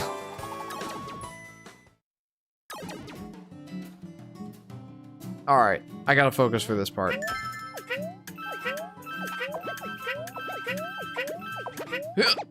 Ah, no! Fudge nutters. Yep. I may as well just retry the stage at this point. Yes, just that. YouTube kind of went back to the old days when channel names were just usernames with no spaces. This is Mr. Face. Yeah, I don't really understand it myself. Like the whole... I thought it was just like, you know, Twitter kind of popularized the whole going by your handle sort of thing instead of usernames. I feel like, I don't know. I'm not very fluent in social media gibberish. The only social media I'm really familiar with is YouTube. I have a Facebook. I don't use it for anything, really. Fudge Nutters, says Jeff 2025, fantastic. Fudge Nutters is such a fun little thing to say, instead of like, you know, a swear. Fudge Nutters or Flubber Nuggets, those are some of my favorites. This guy likes tartar sauce. She also likes it as as a swear word, not just the food.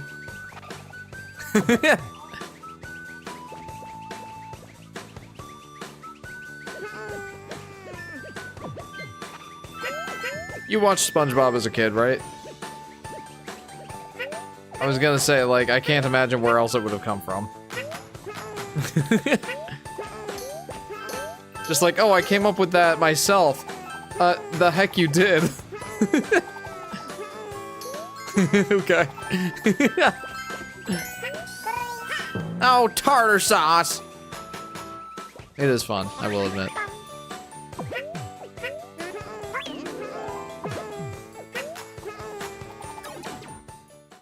Yeah. 30 years ago when SpongeBob was on the television. What's a television?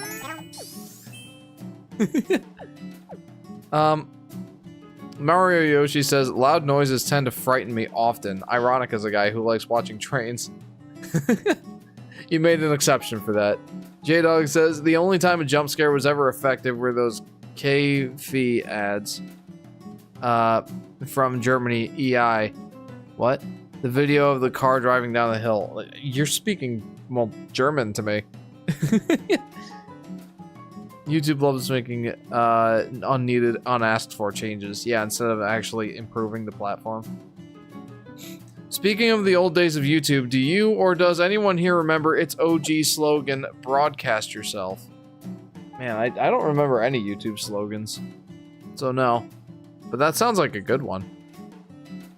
Pretty much all social medias have become toxic cesspools of pain in recent years. YouTube has certain sides to it. This is Mario Yoshi.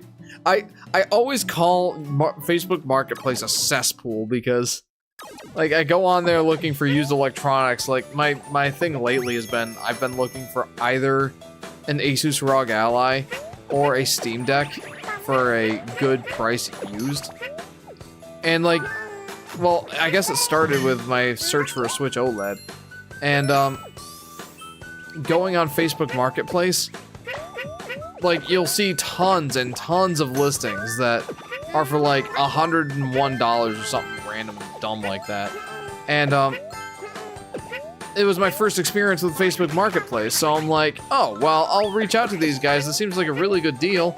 And then I reached out to, like, 5 listings of that nature, and they all said, like, pretty much the same thing. All used the same emojis, like, hi, thank you for reaching out about this listing. Please check out the website for more details. It's like, oh, I see. And pretty much, there's at least half of all the electronics listings that I've seen on Facebook Marketplace are just like that. And I hate it, so I call Facebook Marketplace a cesspool for that sort of listing. Electronics, absolutely not. Furniture, maybe. TVs, maybe. Kind of, maybe. I don't know. I go to Craigslist for most of my electronics, or eBay. I present you a new swear. Gah! Fortnite emoji!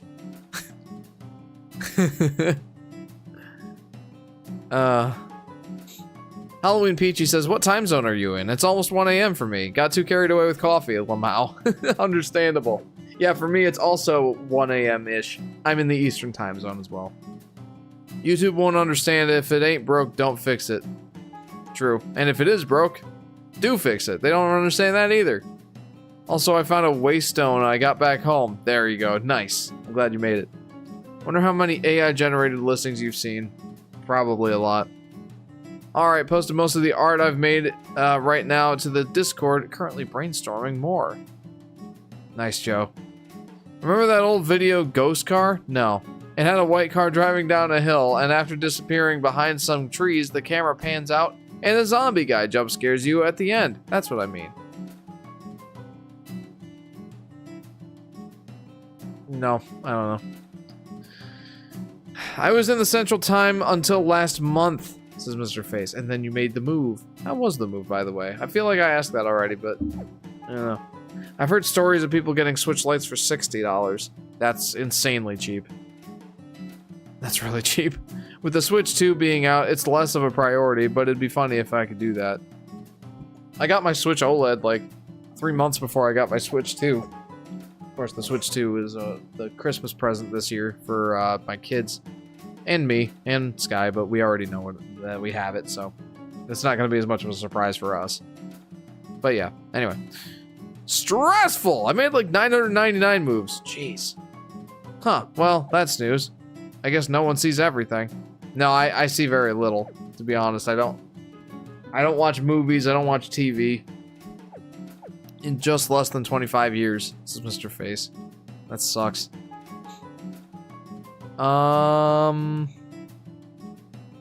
Chris says, I know you have some nostalgia with Speedy Gonzales, but my problem with that game is that it's easy to hit the enemies when you're running fast. That so-called ghost car video was from a coffee ad. Oh, okay. Yeah, I want to go back and play Speedy Gonzales now. Like you kind of alluded to, I have a ton of nostalgia for that game. Okay, I don't know if that's how I was supposed to do that. I feel like it was very effective, though. That puzzle always, or that little challenge there, it's not really a puzzle, but it always gets me on edge, as much as I hate being on edge. No, that one's very tricky. Mario Yoshi says, you've seen the Sonic movies? They're surprisingly good, especially 3. I have seen those. My son loves Sonic. Not so much the games. He gets a little frustrated with the games. But he loves the shows, the movies, the character design, all that good stuff. So, yeah, I have seen all 3 Sonic movies. We have all 3. I didn't really like 2. I was okay with 1, and I liked 3 quite a bit. Like, if you've seen the Arlo videos on the Sonic movies, I feel pretty similarly to how he does. Not a big fan of the second movie. But the third one I really liked. Oh, and the Knuckles show? It was a little overly silly, I think. But I feel like that's kind of just true of the whole thing.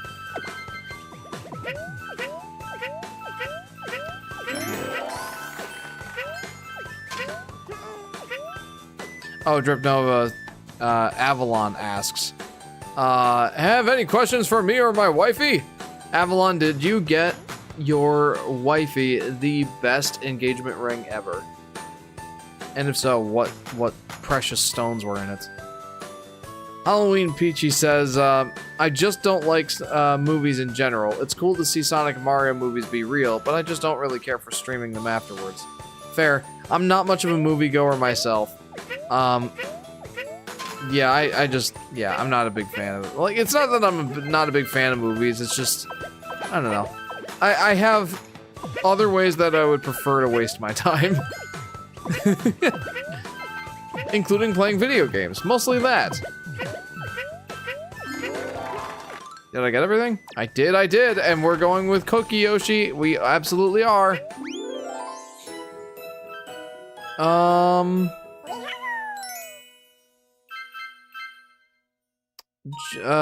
Mr. Face says, all 3 Sonic movies were great, but the Paramount Plus exclusive miniseries Knuckles was mid, in my opinion. We have it on DVD. And again, yeah, it was just overly silly, I think. Chris says, I like the sound effect when Speedy Gonzales rescues the mouse inside the cage. Gracias! Alright, I'd better, I was gonna say I'd better focus up for this minigame, but, like, it's very low stakes. Oh no, you didn't eat enough fruits, so you get less points. So I get less Jimothy's. so you can use less badges. Barely use badges. No, not the apples! J-Dog says, I still can't believe Sonic 3 had different cartoons running at the same time. All different from one another. How much Sonic could one 90s kid have? True. All of it. All of it. Joe says, hey Jeff, I need you to throw some creature ideas for me and I'll draw them.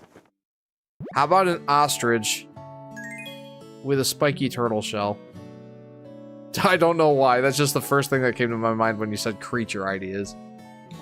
Mario, she says, 1 was okay. I gave it a pass for being an establishing movie. 2 was alright. And 3 is by far the best one. Oh, agreed. Avalon. Absolutely! It was made out of 10 million diamonds! Miss Mess. It's literally so big that I can't wear it. I've always wondered what the theme of World 3 was.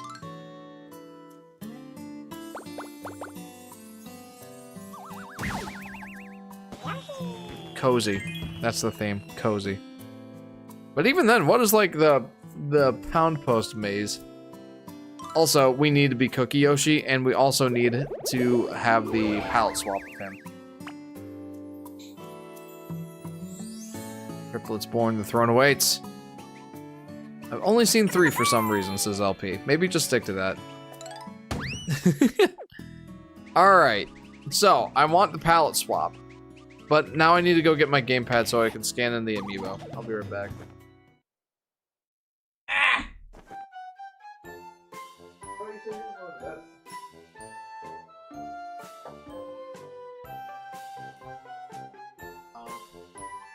It's that coffee that you drank at 6:30, wasn't it? That's fair. This guy tried the new, like, Chips Ahoy Frappe from McDonald's this evening. She says it was so yummy. I believe it. If I liked coffee, I would probably enjoy it. Yeah. World 3's theme seems to be nostalgia. Childhood even. Hey, there you go. That's a good one. But again, then I pose the question, what exactly is the pound post maze? I feel that way about the Mario movie. As a lifelong Mario fan, I love it, but I have my issues with it. It's a good establishing movie, but more needs to be added on. I do look forward to the next movie. It's only like 6 months away. I hope the second Mario movie is going to be much more than an extended Easter egg hunt. Not that the Mario movie was bad, says DV. I have a hard time knowing whether or not the Mario movie was good or bad. Mostly just because I really liked it. I had a lot of fun watching it. Have you played Plants vs. Zombies? There's a new remaster of the game that came out, and it's horrible. Oh, that sucks. I'm sorry, Chris. Yeah, no, I'm not really interested in Plants vs. Zombies. I just want more characters to show up, not ones exclusive to Galaxy. Yoshi's gonna be in it. It's good, to be honest, but I feel like it could be better, says DV. Okay. We are going to get the palette swap, and we're going to make it the pink one, because that one's fun. I like it. Change color. Oh, I like that one a lot, too. The pink one's so cute. Han, I feel like I should ask you this, but I feel like I know what you're gonna say. Which one? Sky says the pink one. I'm doing the pink one for Sky. She says it reminds her of a strawberry.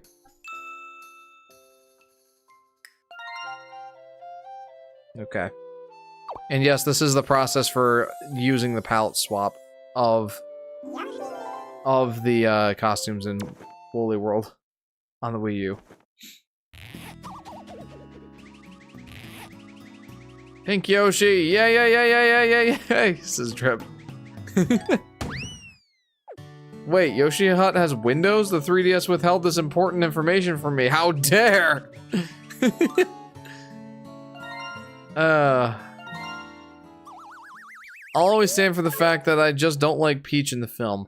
But I've talked about it a bunch in the past already, so I won't bunch it up again here, says J-Dog.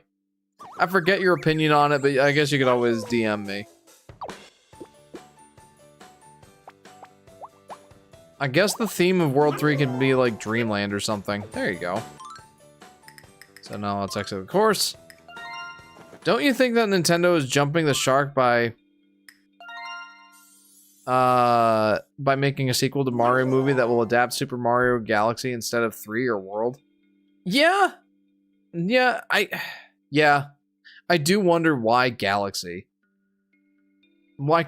I thought it should have been World for sure, especially with Yoshi.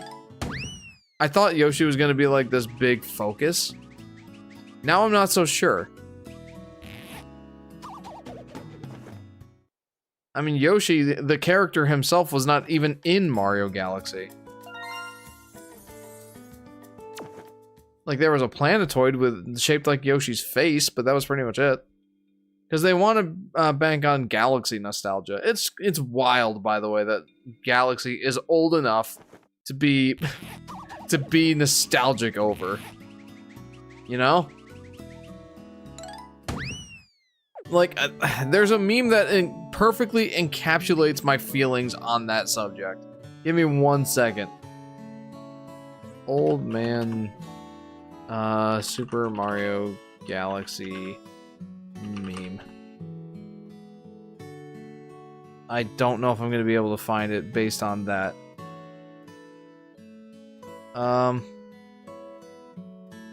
Probably not. Super Mario Galaxy, remember this old game meme? Is that the one?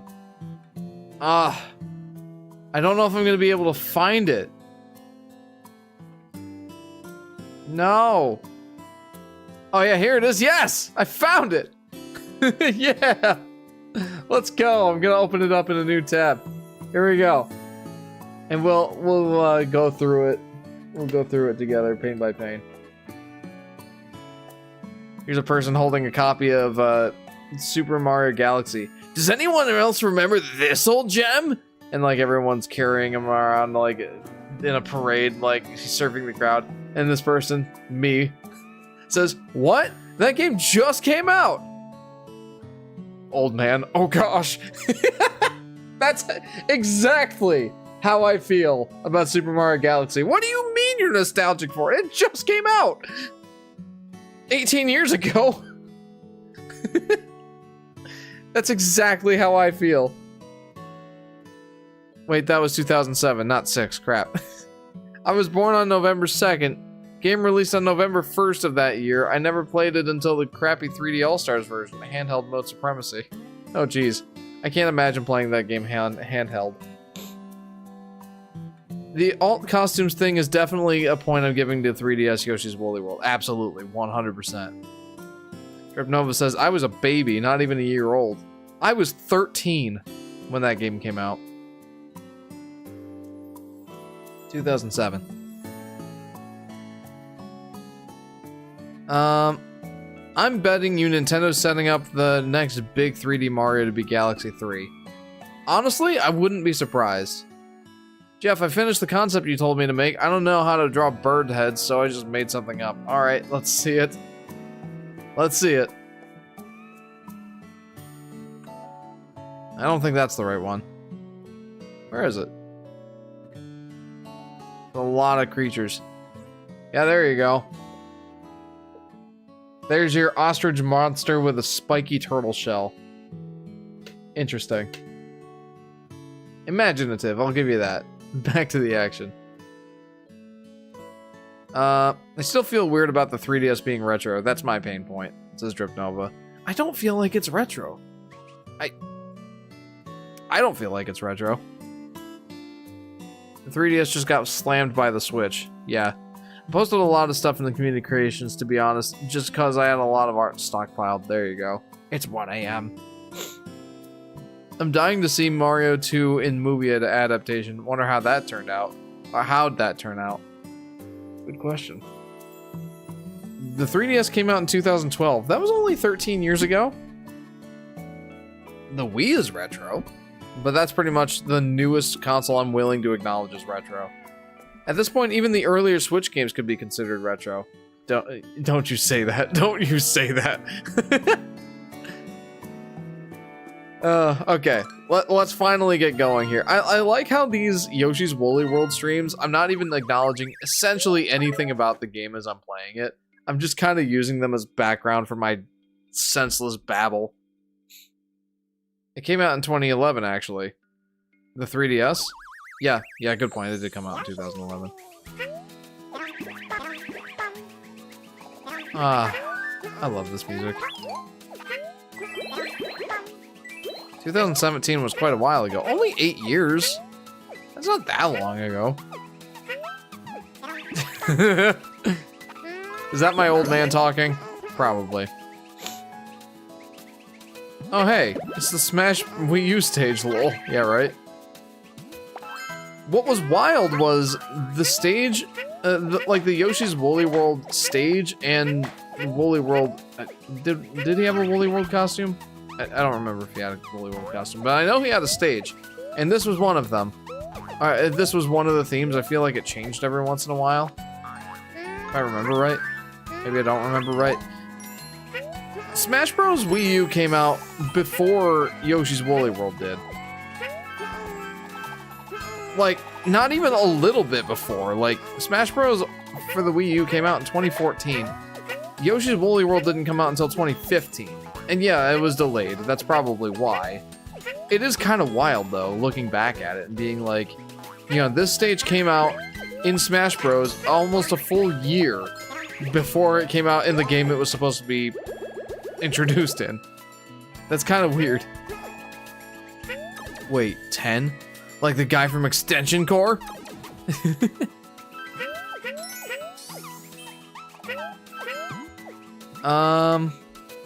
8 years? I was 10! Jeez. 8 years ago, I was 23. Yeah, 23. Ouch! Oh yeah, by the way, ask me anything about Blurm because he still has a thing, right? I don't remember much about Blurm. What's his favorite pastime these days? Mario Kart 8 Deluxe is still cool, but I miss some of the innocence that came from Mario Kart 8 Deluxe at launch. What do you mean the innocence? Yarn Yoshi. Jerv, I don't know what you're talking about. Oh, I'm sorry. I remember when I was a kid and how mind blown I was when I could play Mario Kart 8 on the go. Refused to play Breath of the Wild. It says Halloween Peachy. Mario Kart 8 Deluxe is still cool, but I miss some of the innocence that came from Mario Kart 8 Deluxe at launch. I getcha. I getcha now. Alrighty, I've got to head to bed, says Mario Yoshi. My little cousin's birthday is tomorrow. Happy streaming. Thank you, good sir. And thank you for tuning in. Always a pleasure having you. Hopefully we'll see you next time. He likes throwing rocks at alien wildlife. Yeah, he's not changed a bit. He's still an actual idiot. 8 years ago, I was 16, says Mr. Face. Y'all are making me feel old. I mean, part of it is I am. That's just the fact of it. Oh, hang on, there's something over there. Growing up was weird, says Drip Nova. You're telling me. It's like growing up, you look forward, or being a kid, you look forward to growing up. And when you grow up, you wish you could go back to being a kid. It's an awful double-edged sword. And yeah, like, there's good things about having, being a grown-up. There's a lot of bad things about it, though, too. Plenty. Mostly taxes. And just responsibilities in general. Just, they're definitely a killjoy.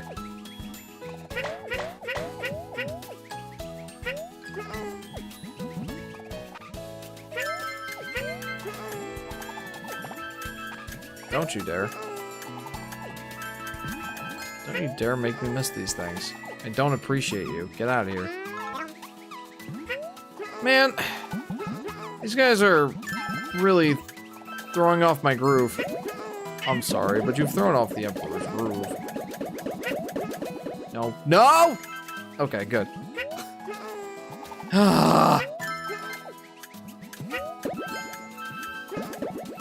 Okay, that was an extremely forgiving hitbox. Releasing Yoshi's Woolly World in North America 4 months later was unacceptable. Yeah, Well, I mean, that was... Yeah. It is weird that North America was the last region that got Yoshi's Woolly World, and it was 4 months after everyone else did. Beck decided to be the true arena on Planet Robobot because, yes, you're a monster. And I'm jealous. Being a teen was the worst, lol. You wish you were grown, but you also wish you were a kid, says Drip Nova. The bad outweighs the good when being a grown-up, unfortunately. Don't get me started with puberty, says Chris.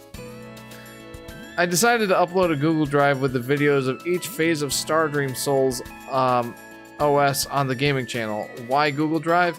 I didn't want to compress the videos to 10 megabytes. Megabits, making them hard to see. That's fair. I still don't really have a lot to do at the moment, but even when I did, it was still fun to be able to do whatever when you had the time. This is Halloween Peachy. One of the perks of being an adult, and it's kind of just that freedom to do whatever, whenever, or whenever you could. Yeah, I get that. I will say, when Sky and I first got married, we did have a lot of fun adventures together. Starting with our honeymoon, that was a lot of fun. I remember going ice skating with Sky. She had never been ice skating before. That was fun. We both looked, well, like we didn't know what we were doing. Because we didn't.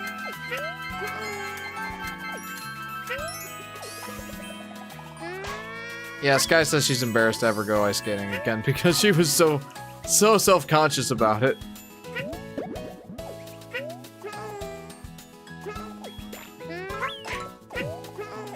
Yeah, and it was fun. We didn't really get to have a ton of adventures because, like I said earlier, we didn't wait too long before we had kids.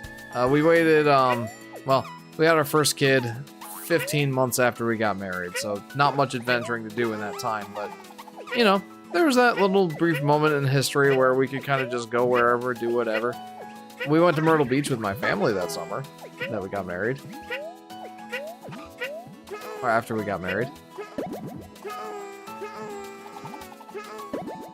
We had little fun adventures like that, and that is one of the perks of being a grown-up, is you can have little adventures like that. The only problem is finding the time to do them.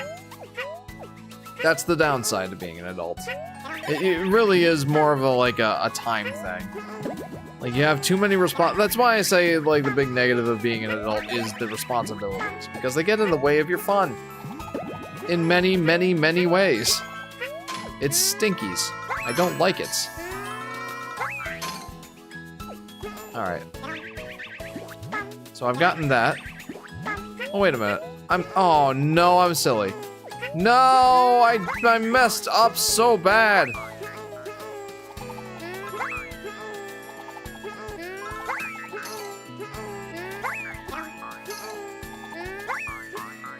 Yeah, no, I can't make it. I cannot make up for that stupidity. Oh, I'm gonna have to play the level again. Also, a lot of money stuff, says DB. Yep, again, part of the responsibilities thing.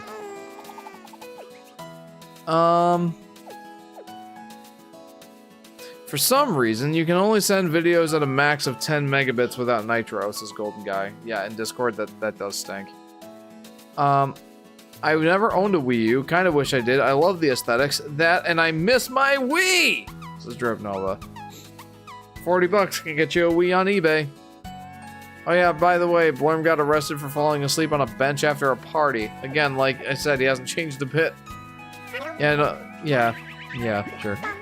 For some reason, someone who I never thought would use a dating app did when I looked them up online. Makes you wonder if those things are legit or not, says Halloween Peachy.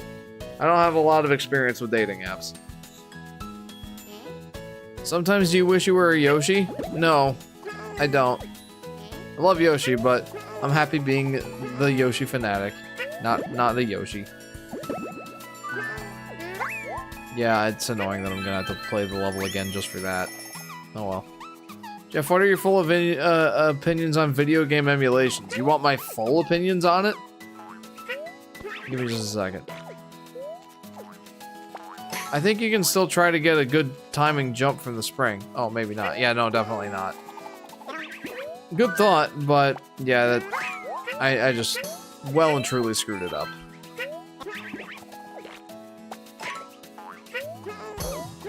It was a worthwhile thought, but unfortunately it would not work. You need to be responsible. If you're not responsible, people will think that you're a kid in a man's body like Mr. Bean. If buying isn't owning, then piracy isn't stealing, says Chris. I am honestly, as far as emulation is concerned, I like the idea of it. Because I'm not gonna get it. Well, okay, maybe I can get into the whole piracy thing. I'm not generally an advocate of pirating games that you don't own. But at the same time, I also hold the thought that if it is unreasonable to, if it's unreasonably difficult to get a game and play a game the proper way, and like, I look at retro games like this mostly. If it's unreasonable for you to try and get a copy of the game to play, like it's prohibitively expensive, for example,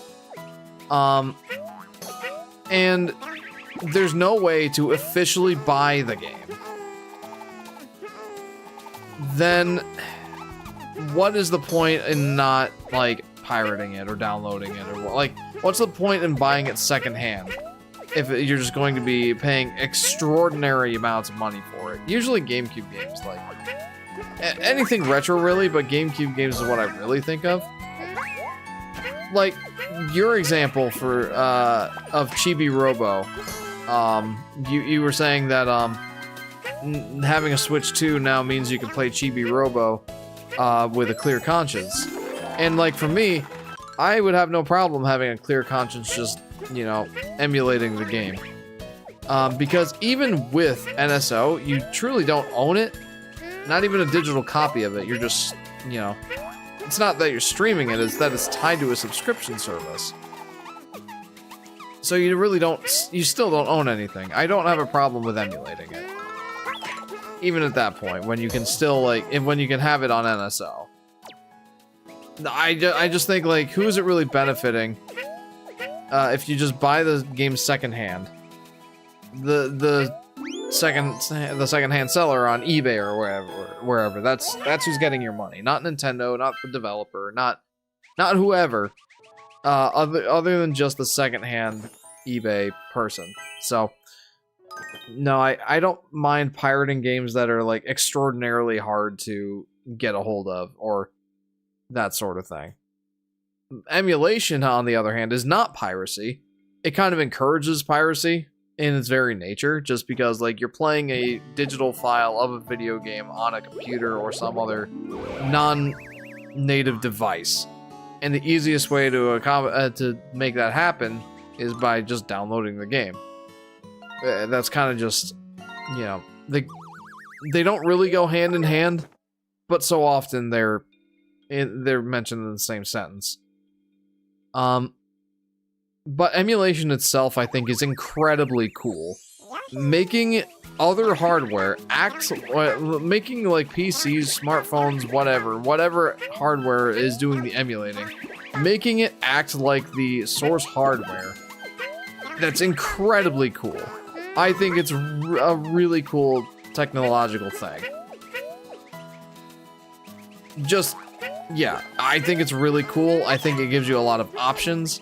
Like, I have the Wii U version of Zelda Breath of the Wild on my CMU emulator, and playing the game at 60 frames per second was really cool. Playing it with whatever controller I wanted was really cool. If I wanted to play Zelda Breath of the Wild with a Guitar Hero guitar, nothing's stopping me, baby. And I just think that's really cool. You know, it opens up a whole sort of the whole possibility of like modding the games. Like, I've wanted to try the mods for Mario Wonder with Yoshi. Like, J to the P Moreno shared one that changes the Yoshi full mouth model to be like normal, not like the lip wrapped around the nose. And I'd like to try that. There's also one that makes Yoshi literal hard mode.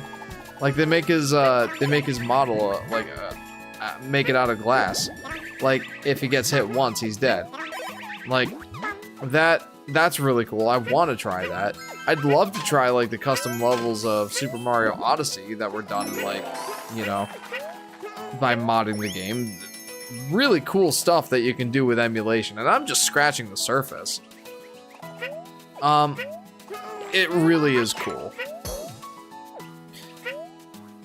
The one negative thing I have to say about emulating games, though, is often the hardware that you're using to emulate the source material has to be a lot more powerful than the source hardware.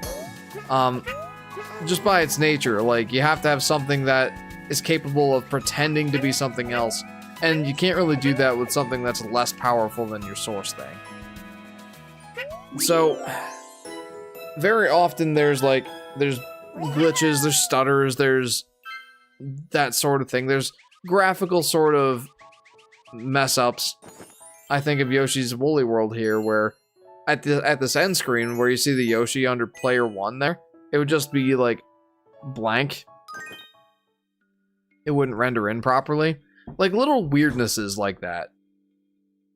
And you know, the emulators, they're usually a work in progress, so they're not usually perfect. Even if it's like the hardware is perfectly capable of, you know, emulating the hardware you're trying to emulate, oftentimes the games won't perform 100% correctly or that sort of thing. There's always some sort of weirdness with emulating games, and I struggle wanting to like emulate a game and play it all the way through like that. I don't know. It never feels just right emulating a game and playing it all the way through that way. Just, you know, for that reason, for also the reason that, you know, the save data is saved somewhere on like your computer or SD card. I've had multiple times on my Wii U, not multiple, at least 2 times on my Wii U where the SD card got corrupted and I lost all of my save files because I didn't properly back up my SD card beforehand. And that sucks. Like, I played the Thousand Year Door all the way through on my Wii U, and that was awesome. And then the SD card got corrupted, and I still haven't fixed all the GameCube ROMs on my thing. And you can forget about the save files. Those puppies are gone. That's just one more thing that, like, I struggle with emulation. It's just stuff like that, I guess. So for that reason, like, for myself, I will never see emulating games as being like the definitive experience of playing any game, really. The ones that get closest are like the really old ones, GameCube, or Game Boy Advance, Game Boy, SNES, NES. Like, those are pretty much as close to perfect as emulation can be. But even still, like, having my save files on an SD card or some computer storage that might get messed up, so it feels a lot less permanent than having it on the cartridge, I guess. Even though I know that's not permanent either, like, it's reliant on, you know, a battery in the cartridges not rotting. It still feels more permanent than like a file on an SD card that, like, just at the snap of a finger could be like, oh, never mind, my file system's corrupt. Yeah, no, I struggle with that. So I guess that's my full thoughts on emulation. Anyway, why don't I go ahead and catch up on some comments after my rambly rant. If buying isn't owning, then piracy isn't stealing. Piracy is for game preservation, and it's sad that the game companies are trying to delete their history, says Chris. Yeah, they want us to own nothing and be happy about it. I have played DK Jr. at an arcade once, says Yoshi Daffy Duck. I haven't, but I know of its existence at least. Halloween Peachy says, I was procrastinating on something for a while, but I got an idea to make it work. See ya. Have a good one, Halloween Peachy. Thanks for tuning in. Joe says, Blurm also got caught trying to rob a trash can he thought was a homeless man. Emulation is the reason I could experience with Action 52 and Hong Kong 97. This is Chris. Nice. I don't support pirating, so I can just choose to not buy a specific game and not play it, says Mr. Face. For sure. Emulation is like talking about a translator, if you want a mental image. Yeah, that's a good way of phrasing it, for sure. Someone put Donkey Kong in Smash 64, that's so funny. Emulation is also a good alternative when your hardware is out of commission. Definitely. The one I struggled with the most is the N64, because my N64, it's still in my entertainment stand. And I still play it sometimes, but it's a little finicky. If I had like a reliable way to emulate the N64 games, I feel like most N64 emulation is so buggy. Yeah, then I would probably be more okay with emulating it. But instead, I'm waiting for the reviews to drop on this whole analog 3D whatever. Whenever that thing actually comes out. If it ever does.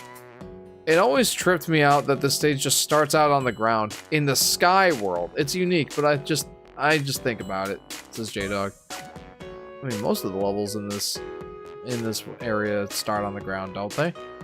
Are you talking about the sky level then? Love the music. It really is so good. One of my favorites for sure. Blurm canonically visited Zen from Half-Life. Sure. Throw more questions about Blurm and me. I'm loving this. This is fun. What's Blurm's favorite snack? Emulation is the reason I'm even able to play most older or retro games. I feel like I've got so many ROMs on my Wii U of like older games that I'll probably never end up playing. Just because I don't have time for it. It's one of those cool things that it's like I could if I wanted to, but I just don't have time for it. Anyway, I think I should go to bed. Nighty-o, dude bro. Have a good night, Drip. Thanks for tuning in. What's up? I finally got the FF6 Commander deck. Welcome to the stream, Vincent. Final Fantasy VI with Magic the Gathering. Cool. I think I'm gonna go to bed. Good night, Jeff and everyone else. Thank you for tuning in, Mr. Face. Have a good one. He loves cheese, any kind really, aside from Great Value cheese. Gross. Great Value cheese. I mean, at the beginning you start out in an area that looks like World 1, but more pastel, says J-Dog. What was your sixth generation console that you had? I think I skipped out on the 6th generation. That was GameCube, PS2, and Xbox, right? I did not have a GameCube, PS2, or Xbox. I basically skipped out on that generation. Not because, well, my family was usually about a console generation behind. And that was alright. Oh, I missed a yarn bundle. I have to go back. But yeah, like, about in 2000 or maybe 1999 is when I got the Nintendo 64. And like, the GameCube, I remember playing... Oh, there it is. I remember playing a GameCube, like, kiosk unit at, like, a Target or something. Oh, no, that's not it. At like a Target or something, and I remember playing Paper Mario: The Thousand Year Door on it, and I was like super confused. I didn't really, like, for some reason I didn't understand what was going on. I think what really confused me was like I got a game over when I stepped on the Toad Lady's contact lens, and I didn't understand it. It was just some weirdness with the demo. I didn't really get it. But, yeah, like, I didn't really understand that I was playing on a GameCube, even though the controller was completely different. I just wasn't, like, up in the know during the 6th generation of consoles, I guess.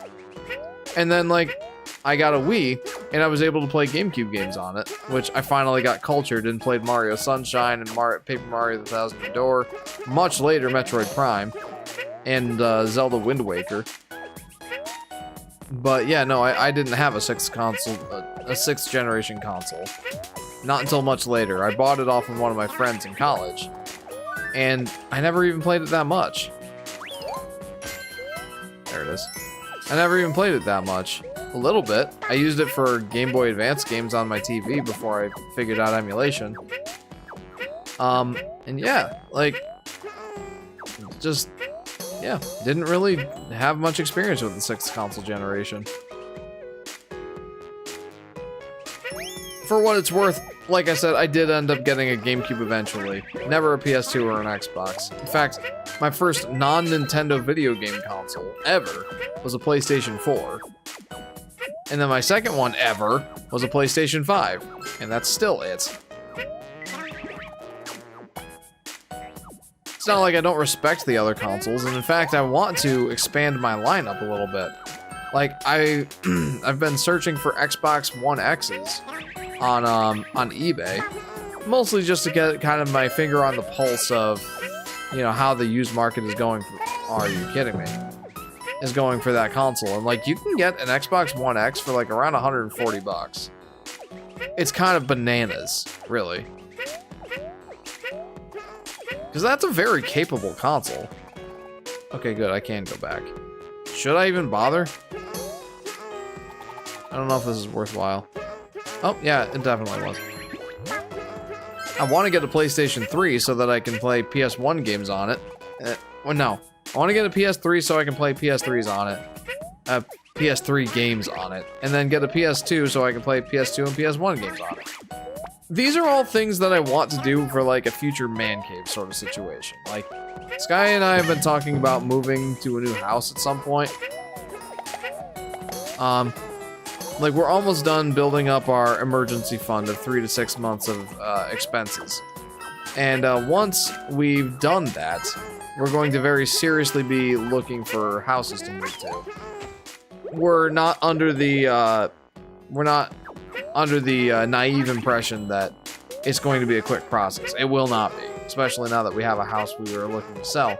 But anyway, long story short, I want a house with a finished basement so that we can have a second entertainment center downstairs, almost like a man cave, basically a man cave, with my computer desk there, so that if I need to work remotely, I can. And yeah, if I need to work remotely, I can, and have very few distractions from, you know, the TV that the kids will probably be watching upstairs. And anyway, if I have that second entertainment center, I'm going to have a lot of video game consoles, more than I have now, in that setup. I want to have an Xbox One X so that I can experience probably any Xbox games that I actually care about. I want to have a PlayStation 3 and a PlayStation 2. Like, I want to be able to play basically any game that I want from any console that I want. And I'd like to do that on, you know, official hardware if possible, for reasons I discussed about emulation earlier. And I would love to have all the major consoles represented in some form or fashion in that entertainment setup. Even if I don't get to play it much, that's something that I would love. Hello there, says Extreme Rec. Welcome to the stream, Extreme Rec. How are you doing? You mean Xbox Series X or Xbox One X? It's just another model of Xbox One. Yeah, no, I do mean the Xbox One X. And the reason I am very specifically saying Xbox One X is because the Xbox Series X, even used, is in the $300s to $400s range. Not worth really looking into that right now. Maybe in like 5 to 10 years, when, you know, the Xbox Series X generation is over, no one really cares about them. And yeah, like, maybe that's the one to go for when I'm finally ready. But right now, it looks like the value pick is the Xbox One X. Because again, you can play a lot of Xbox games on that thing. Xbox, well, like the first Xbox, Xbox 360, and Xbox One. And there really aren't many Xbox Series console exclusive games that you can't play other places. Xbox One X seems to be like pretty much my best bet if I want to play Xbox games, because they have upscaled 4K and backwards compatibility with those consoles. And again, most of the games on Xbox Series X and Series S, you can play on PC. A lot of them are going over to PlayStation. Certainly all the ones I care about. So, yeah. I'd rather not waste... thank you for subscribing, Extreme Rec. But yeah, certainly for my purposes, I think the Xbox One X is where it's at. Yep, I love the fact that they made one based off of Final Fantasy VI. It's a love letter to the game. That's awesome. I'm going out for some sushi this Halloween. Ooh, be careful, friend. That seems like a sketchy time to go out for sushi.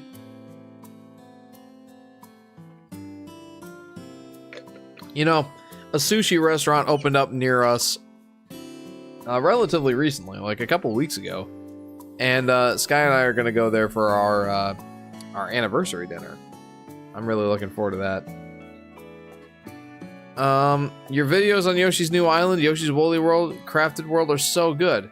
Oh, I appreciate that. Yoshis are such fascinating creatures. They certainly are. And I appreciate that. Thank you for checking those videos out.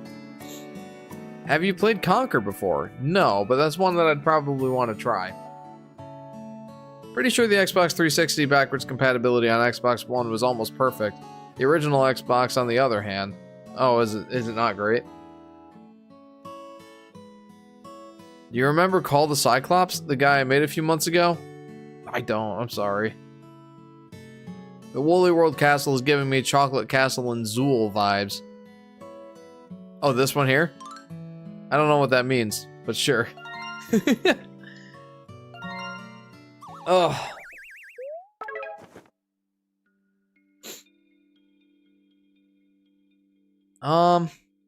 Xbox is the cheaper way to play Conker. Yeah, as opposed to the N64 original. You know, I have wanted to, like, that's the one thing that I really want an Xbox for, is the, Rare collection. Because, like, Microsoft bought Rare out a while ago, obviously, we all know that, that's not news. But they have, like, a Rare collection, like a collection of some of the, Rareware games. Or not Rareware. Rare? Just Rare. And that included Conker's Bad Fur Day and the 2 Banjo-Kazooie games, if I remember right. And I really want to play those versions of the game. So, yeah, like, that's most of the reason I would even want an Xbox. Well, okay. At least half of the reason I'd want an Xbox. The other half is just to not be limited to, you know... not be limited away from playing Xbox games that are only on Xbox, which imagine that. But seriously, like if there are any games that I ever want to play that are specifically only on Xbox and not any other platform, you know, back in the day when Xbox used to have console exclusives, then I wouldn't want to be limited in that. I would love to just be able to play any of those games if I wanted to. And not have any limitations in that respect. And again, I likely wouldn't have time to actually play them, but boy, it would be nice to have the option, right? I think that's my one big, like, you know, my one big wish for whenever we move to a new house is to have a man cave with all of the major video game consoles that, well, from Microsoft, Sony, and of course Nintendo, but I already have basically all the Nintendo ones. Just like, I don't know, it would be really nice to have all of them in my entertainment center. Oh, come on. Okay. Oh! Am I seriously gonna die? Yes. Yes, I am. Honestly, these days Xbox barely has exclusives, says DV. Yeah, and I think that's, like I was kind of saying with the whole Xbox One X versus Xbox Series X discussion. Yeah, that's most of my reason for not wanting an Xbox Series X, is there's barely any console exclusives on that thing. Xbox One was also that way, but I feel like to a lesser extent. Ooh, big bouncy bubbles, says Blue's Cat. Yep, definitely the theme for this area. Doink. Whacked is one of those Xbox exclusives in existence. I'm not familiar with Whacked.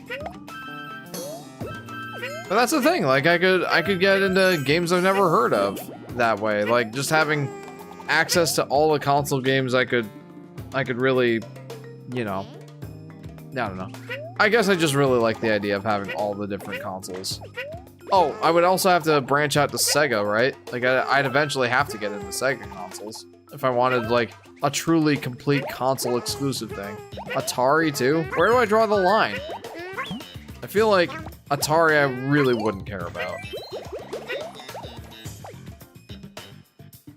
Yoshi's noises are so satisfying to listen to.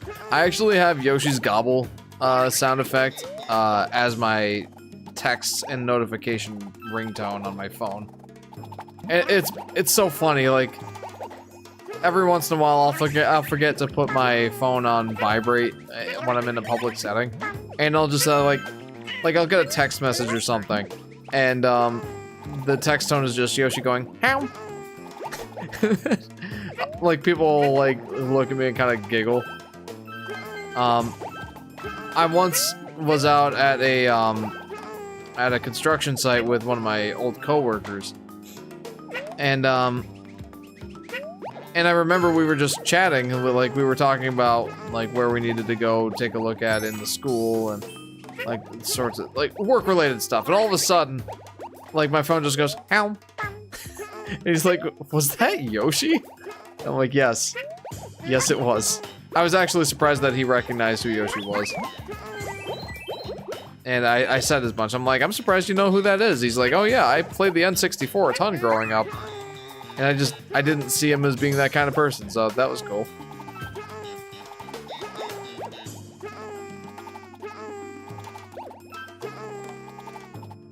Atari 2600? That is the iconic one. I'm sure that my mom would appreciate that. My mom was an Atari kid. And an NES kid. Well, NES teen, I guess. Come on, I just want these Gemmy Gems. Give me. Oh, you know what? I know what I need to do. Yeah, that was a lot easier. Okay. I need to catch up on some comments. The blue ones look nice. I can see you being, I can see you being biased towards the blue ones. The only Xbox exclusives that I can think of these days are just Halo, Gears of War, and Forza. That's it. Yeah, and even those aren't Xbox exclusives. And even then, there's been announcements of some Halo stuff going into Sony consoles. Yeah, the campaign for the new Halo 1 remake or whatever. That was confirmed to be going to PlayStation 5. Like, that's a thing. That's happening.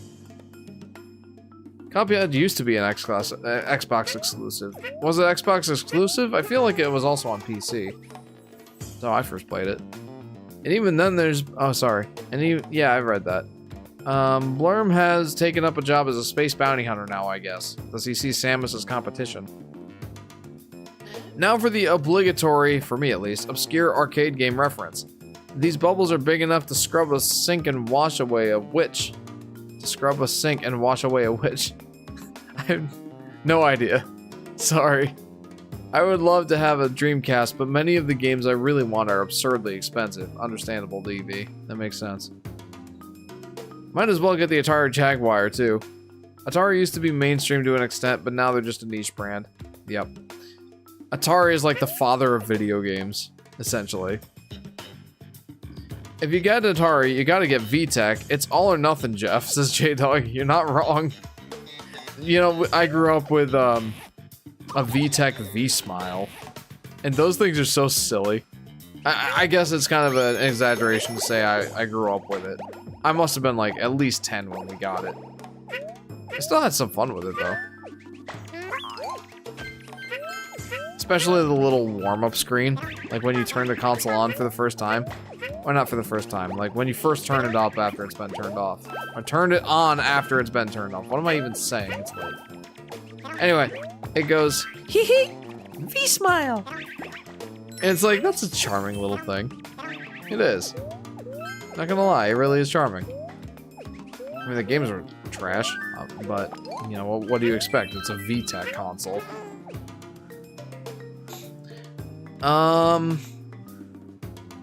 If we're talking about getting into retro collecting, then you must also collect crappy Tiger devices. You know, I think I gotta draw the line somewhere. I think I probably would draw the line at just Nintendo, Sony, and Microsoft. Maybe Sega if I was really getting into it, but no, definitely not. Well, probably not Atari. Definitely not Tiger Electronics. Oh boy.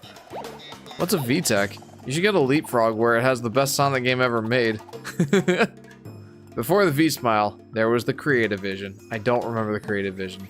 Chris, a VTech is, it's kind of like Leapfrog in a way. It's like, it's a gaming device brand for kids, basically. Like, very much kid-oriented gaming stuff. And there was one in particular that we had growing up, the V-Smile. It was essentially an NES. Essentially. It was a little bit more advanced than an NES, but you still loaded cartridges into it. It had this really weird controller.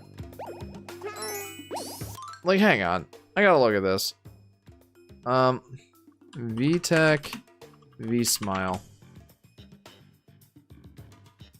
Let's see if that's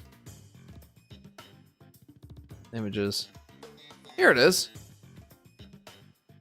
Let me load this up. Image in new tab. Oh man, I have to zoom in really far. Oh well, it's better than nothing.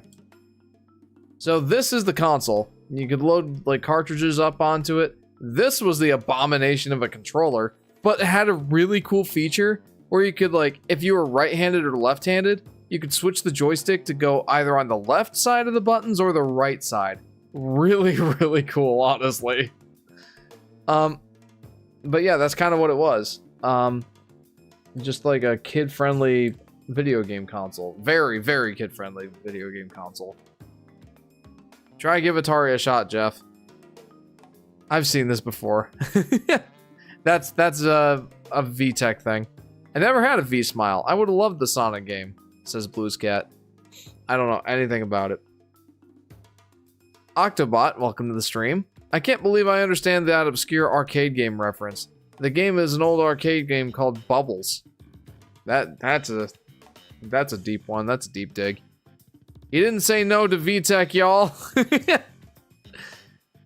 Only because I've got to start already with the V-Smile.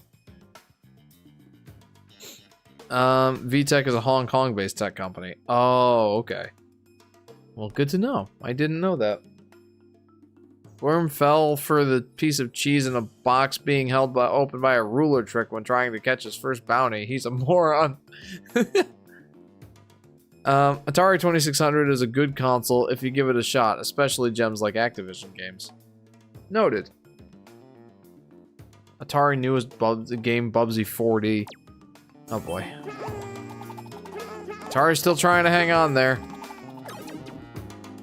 If I were to get an Atari console, well, 2600 would probably be the first one. But, weirdly enough, I might be willing to try out the VCS, honestly. Because I've never played an Atari before. Like,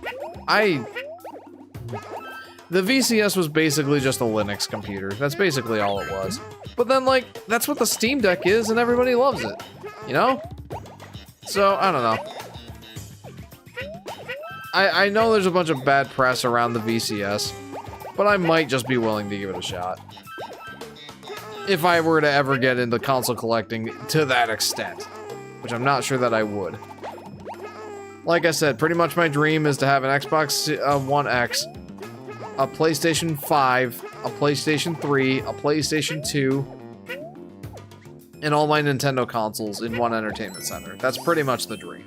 Anything beyond that, 100% icing on the cake. Like, if I'd never had a Sega console in that lineup, I wouldn't be too upset.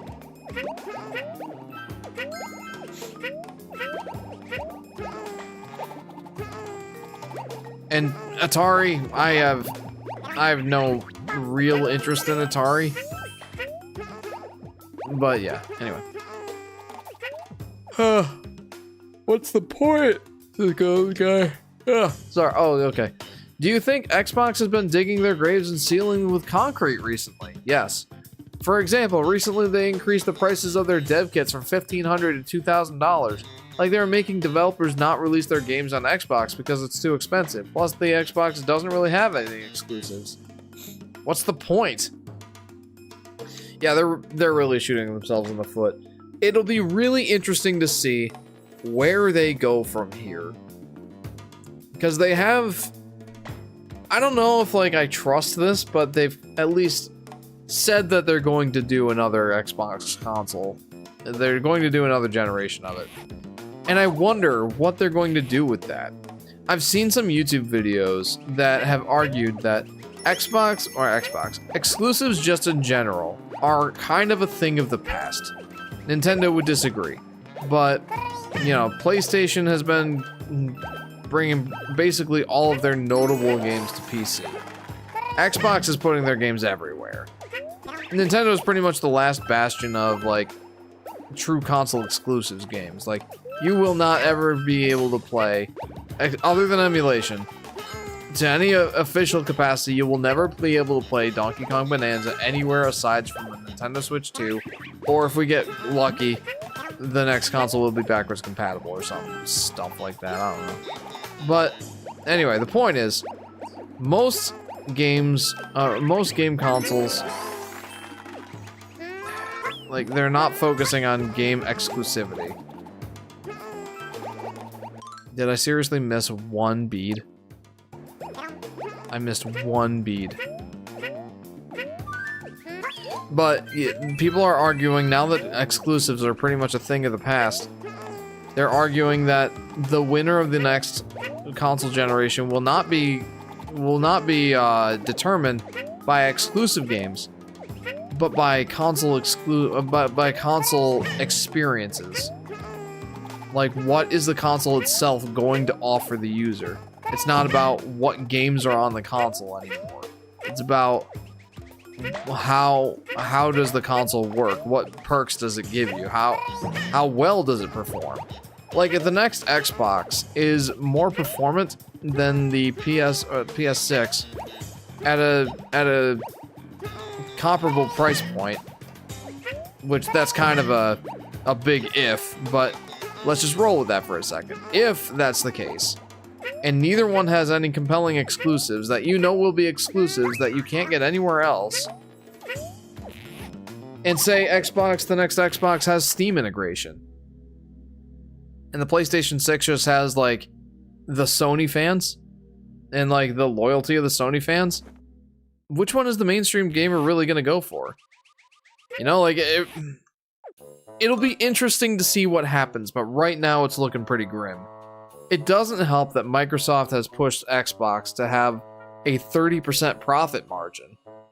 It sounds like that's really where a lot of these price increases are coming from, which is insane. So, I don't know. Xbox does seem kind of cooked. It'll be interesting to see where they go. I still have Mobigo from VTech. That says J-Dog. Unironically, my most hardcore gaming years were spent on those. Mickey Mouse Clubhouse, Kung Fu Panda, Penguins of Madagascar. I had a AAA lineup, Jeff. It was bananas. That's so funny.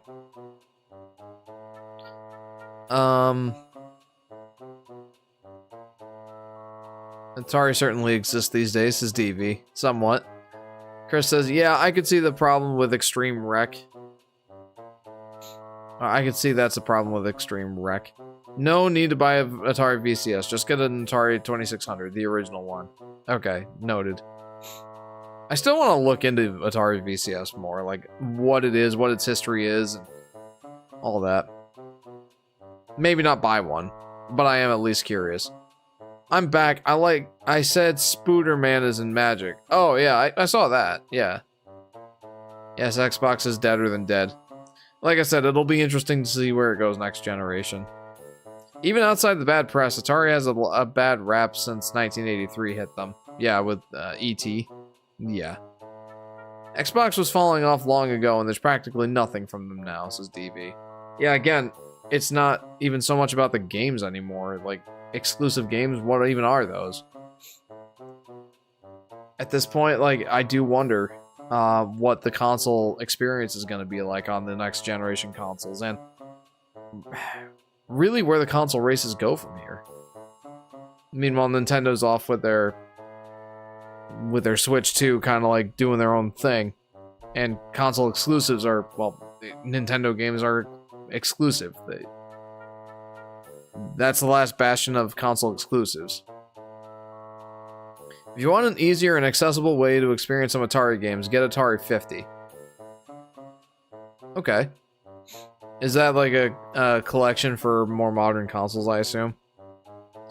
Microsoft making consoles I always felt was a bad idea. They were, and still are, no Sony. The closest they ever got was the Xbox 360. That was magical, apparently. I never had one, but still. DV says they fumbled almost every good thing they had. Yeah, and that whole billion-dollar act on nearly billion-dollar... Trillion-dollar? It was like this acquisition of Activision a while ago, and that... Nothing good has come from that. Forgot how beautiful and shiny the bubbles looked in this game, says JP. Welcome to the stream, JP. Yeah, honestly, this game is just a visual masterpiece. Well, I don't know if I can say masterpiece, but it is a very pleasant game to look at. Jeff, I'm starting... Oh, sorry. Jeff, I'm starting to think your name is Jeff instead of Jeff. How could you think that? How could you even think my name is Jeff instead of Jeff? What are you even talking about? Chuck E. Cheese was the mascot of Atari? Oh boy. Honestly, what's the point of the new Xbox is for because the Steam Deck is cheaper. Well, I mean, the Xbox will definitely run games better. Will definitely run games better than the Steam Deck will. It really will come down to the user experience. Banjo Nuts and Bolts still doesn't feel real. No, it doesn't. Yeah, a collection of Atari games from Arcade 2600, 5800, 5200, 7800, Lynx, and even Jaguar. Yeah, that might just be the way to go, honestly. It's a Yoshi! Time to fight Monty Mole again. Guys, I've made so much less progress than I thought I would this stream. I think I've just been so focused on chatting. Like, these are essentially just chatting streams. With me playing Yoshi's Woolly World in the background. That's basically what these streams have been. Because, like, I've played Yoshi's Woolly World a bajillion times. I pretty much know what's up. But I'm still really enjoying it. And I hope you guys are enjoying this too. It's a blast for me. It's gonna take longer to beat Yoshi's Woolly World than I originally planned.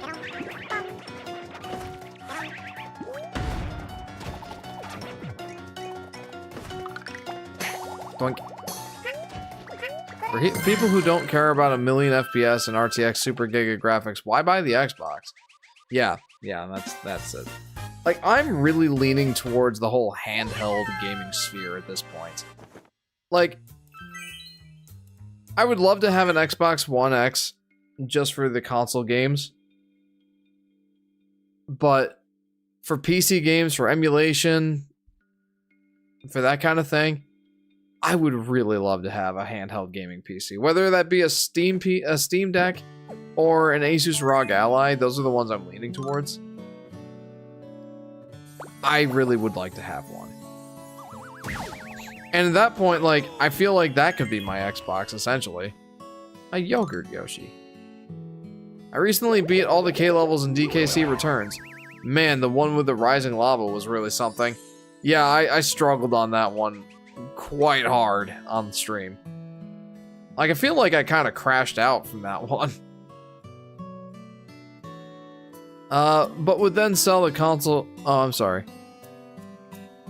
About the arcade games, they can only go as far as summer 1984 due to arcade and computer console division splitting up. Warner Brothers owned the arcade division, but would then sell the console computer division of Atari to Jack Trammell, albeit also with the rights to all pre-split Atari arcade games. That is really complicated. This Xbox chat has been going crazy because I have no knowledge on anything Xbox at all, says J-Dog. Other than the hardware, me either. And kind of the business dealings at this point.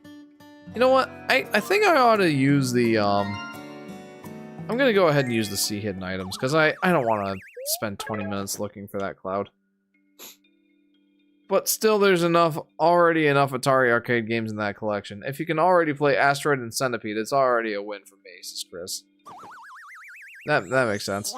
Pretty sure Shrek was a launch title for the original Xbox, and it was an exclusive. What? Also, the It sounds like the third party games of the 6th console generation sounds like they played the best on Xbox. At least that's what it sounds like. Like, I played Vex on PlayStation 2 with my friend on my old YouTube channel, and that was a ball. Like, we had a good time. But the PlayStation 2 was actually, computationally speaking, the weakest of that hardware generation. The GameCube tended to perform a little better, I think, question mark? But the Xbox, I believe, was the best performing out of all of that hardware. And if you were gonna play third-party games, Xbox was probably the place to do that.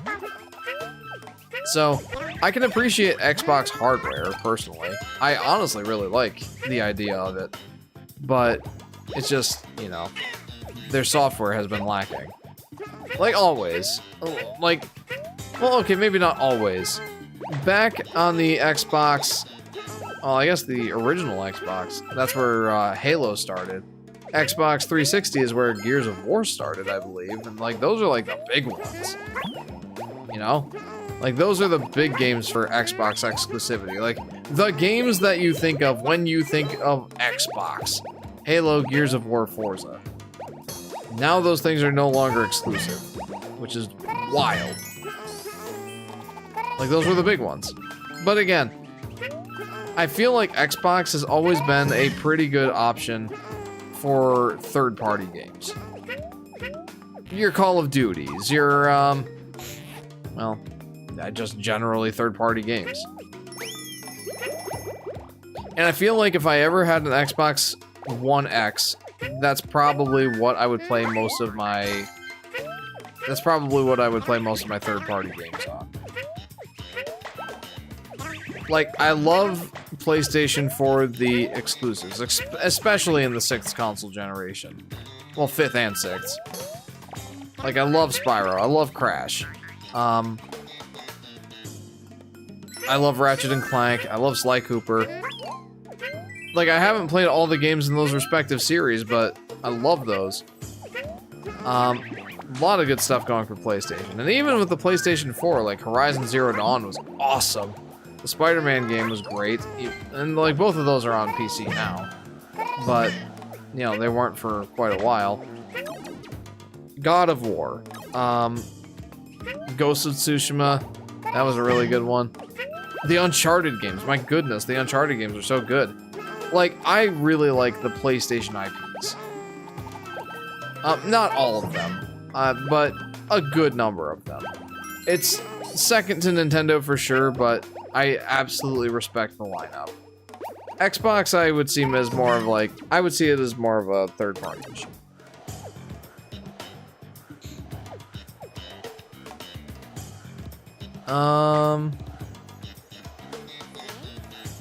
Finally, I got Pokemon Black 2 for my friend for Christmas. Nice. Sounds like a good pick.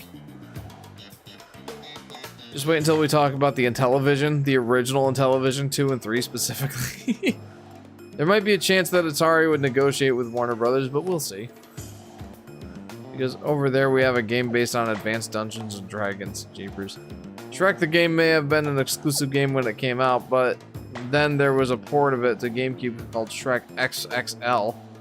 Oh boy. I wonder if there's any save data on it. I want to see it. This is Vincent. Oh, for the Pokemon game.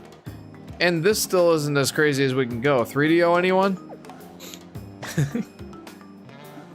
Yep, it's true. Shrek on the Xbox was a launch title and an exclusive. If you want to play as Shrek and do a fart move, go get the original Xbox immediately. I doubt that Jeff would know what a 3DO is. I know I've heard the name. I don't know what it is, though. I'm about as familiar with it as I am pretty much anything Atari. So not very. A GameCube port reformulated game exists called Shrek Extra Large. Forgot that version.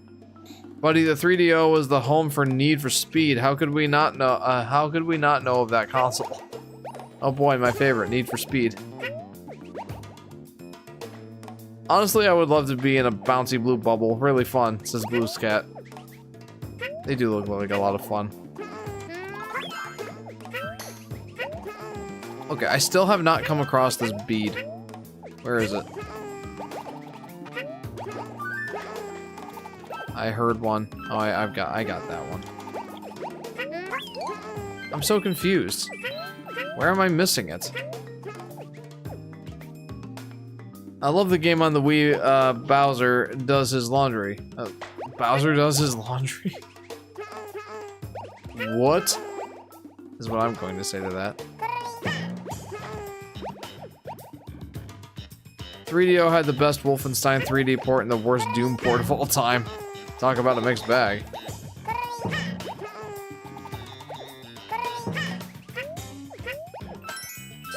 Okay. Is the 3DO port really worse than the SNES port? Says DV. 3DO is also a home for Gex. Oh, Gex. I only ever played, like, Gex 2 or whatever it was. I don't remember what the name of it was, but... I only ever played one Gex game, and I thought it was hilarious.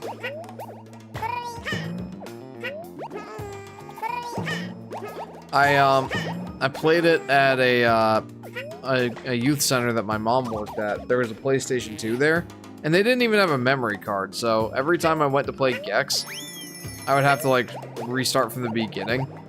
Same thing with Frogger on the PlayStation 1. That was a blast. And Battlefield, that too. Oh, no, Battlefield 2. So, I have, like, a weird nostalgia for Gex, but I only ever played the one game, and I never got very far in it. Again, due to the whole aforementioned not having a memory card thing. Where did I miss the bead? I'm restarting. This has to be the last level I play, by the way. It's kind of pathetic how little progress I've made this stream. It really is. I've just been having too much fun chatting. 3DO is also home of Twisted the Game Show. Yeah, I have no idea. Would you rather have a Mario 64 or Yoshi Story amiibo?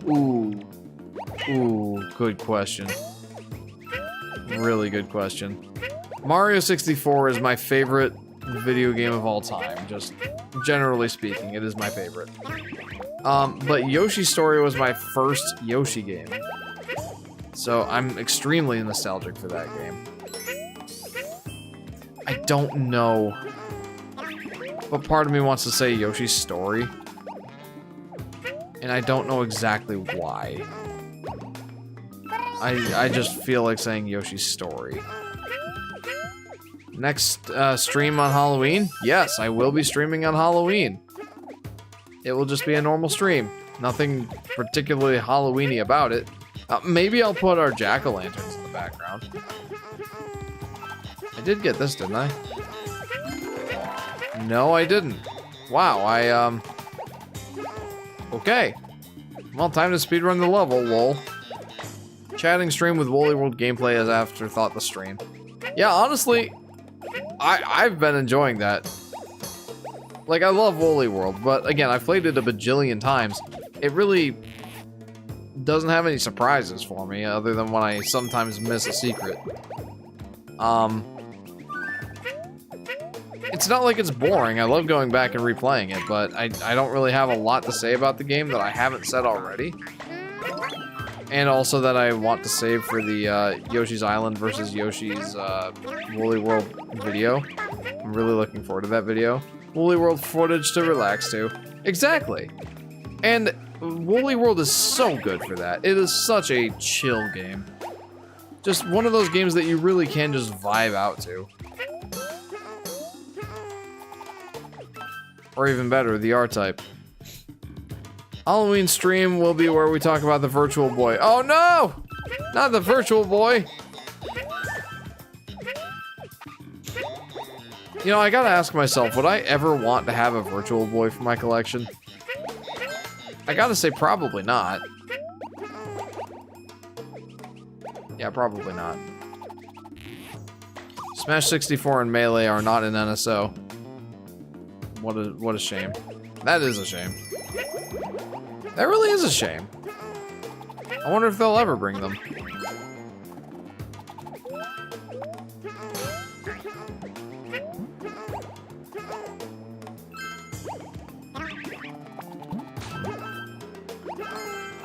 What would be the holdup with them not bringing Smash Bros to the Wii U or to the NSO for whatever reason? Like, what's the holdup? It has Mario Land Virtual Boy, Jeff. I could just emulate it. It's not worth it.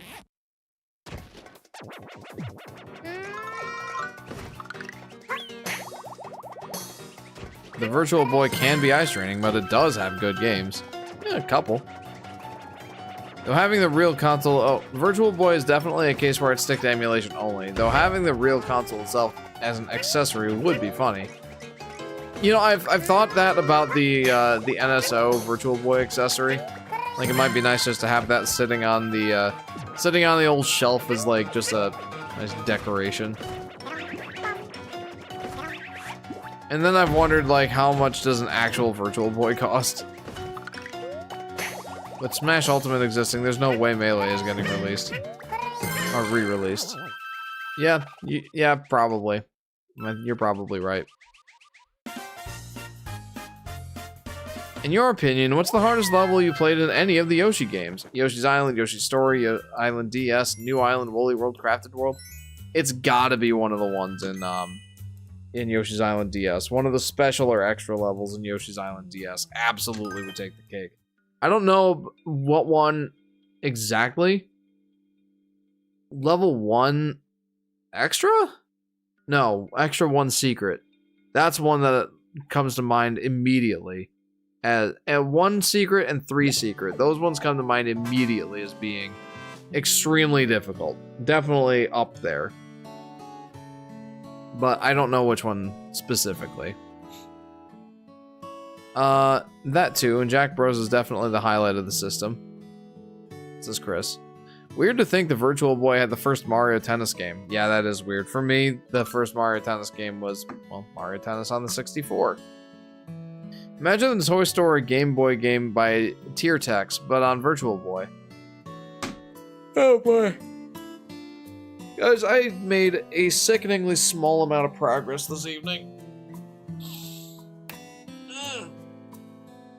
But we are 3 hours into the stream. And I do think I need to be done. Been a ton of fun, though. I hope you guys have a good time. GG. How is it that I only beat, what, like 8 levels this stream? Maybe 9? That's sad. That's really sad. I still have the rest of World 3 to do in the next stream. Part of me just wants to do it, but I can't responsibly do that. I've streamed for 3 hours. I think this is where I need to say goodnight. Hey Jeff, do you plan in one of the other streams to make custom Yoshi designs with the viewers on the 3DS version? No. No, I don't plan that. That could be fun, but this is for the Wii U version. I did a stream series for the 3DS version a while back, but even then, like, I showcased my 3D. Even then, I showcased my Yoshi costumes. I can at least show you guys what Yoshi costumes I have if you want. Let's see. Let's go to big camera. Why not? Okay. So, yeah, you know what? Let's do that. That'll be a good way to close out the stream. How does that sound? 9 levels is basically a world, so that's pretty good, says DV. I know, but, like, I did a world and a half last stream. I think I really just have been too distracted chatting. Which, that's never a bad thing, mind you. I love the streams where we just chat about stuff. 9 level, oh, sorry. Which Sega systems are you wanting to have? I bet it's Sega Genesis. Yeah, Sega Genesis and Dreamcast are the big ones. I don't know if I would care enough to get a Saturn. Maybe. But Genesis and Dreamcast are definitely the big ones. Alright. Yeah, why don't we go over my my costumes, my Yoshi costumes for Poochie and Yoshi's Woolly World. So, Saturn is pretty good. I've thought about Saturn. But anyway, so I'm gonna give a little bit of background on a couple of these costumes. But for the most part, it's basically just gonna be me showing them off. So the first Yoshi costume, well, these ones aren't even worth showing, but I'll show them anyway. Teal striped Yoshi, I just thought, like, I like the color, there we go. Darn TN panels. I kind of just, I like the colors, but what an uninspired Yoshi costume this is. Obviously it's Yoshi, he's cute, but definitely my worst one. Then I did a blue craft Yoshi, he kind of just looks like a, there we go. Kind of just looks like a blue Yoshi, but with white mittens. I don't know what that one was all about. Okay, then I started getting a little more creative. So, the 3DS version of the 3DS version of Yoshi's Woolly World. Have you played Roblox? No, and I don't plan to, but thanks for asking, Rito. How are you? So, the 3DS version of Yoshi's Woolly World came out, 1 month before the Switch did. February 3rd, 2017. At least here in the States. And I was super excited about the Switch coming out. And I thought that it was sad that they didn't have a Switch costume in this version of Yoshi's Woolly World. So, I made one. Check out my Switch Yoshi. He's cute. He has red and blue arms and a black body and a gray head. That's my Switch Yoshi. I thought that was pretty cool. Then I wanted to make a reverse Yoshi, where his cheeks and belly were green and the rest of his body was white, but then it just looked silly to me. So I made it black instead. So there's my reverse Yoshi. Green belly and cheeks with black rest of his body. And that's pretty much it. His shell is also like a red ring with black on the top instead of a white ring with red on the top. I like that. Switch 2 Yoshi, pun intended. Okay, this one was just silly, but I had to. And if you've seen my Yoshi's Woolly World versus Wii U versus 3DS video, you already know about this one. It's the Donald Trump Yoshi. I'm actually kind of proud of this one. It's actually pretty great. Just for the memes, you understand. Just for the memes. Okay. I don't know what the deal is with this one. I think Sky might have made this one. Yoshi Fanatic gets political. I think Sky made this one. This was like her first custom one. Again, just a kind of fun little pink and blue and purple color scheme. The orange dinosaur. The best dinosaur. Everyone tells me so. Okay, she also made a rainbow one. This one kind of makes me think of sherbet. Or sherbet. Just fun little color schemes. Then I made... I always thought that it would be fun to have like a Spyro the Dragon and Yoshi crossover. And I got tired of waiting for one, so I made a Spyro Yoshi. Where's Nasty Nork? Okay. I decided, and again, you've probably seen this if you saw my Yoshi's Woolly World Wii U versus 3DS video, but I made a Yoshi that has the Super Mario World color scheme with the orange arms and the orange spines with the red shoes. Super cute. I like that one a lot. And the last one, I already showed this on stream earlier, but I'm going to show it again. It's Jeff the Yoshi Fanatic. Or just Jeff the Yoshi.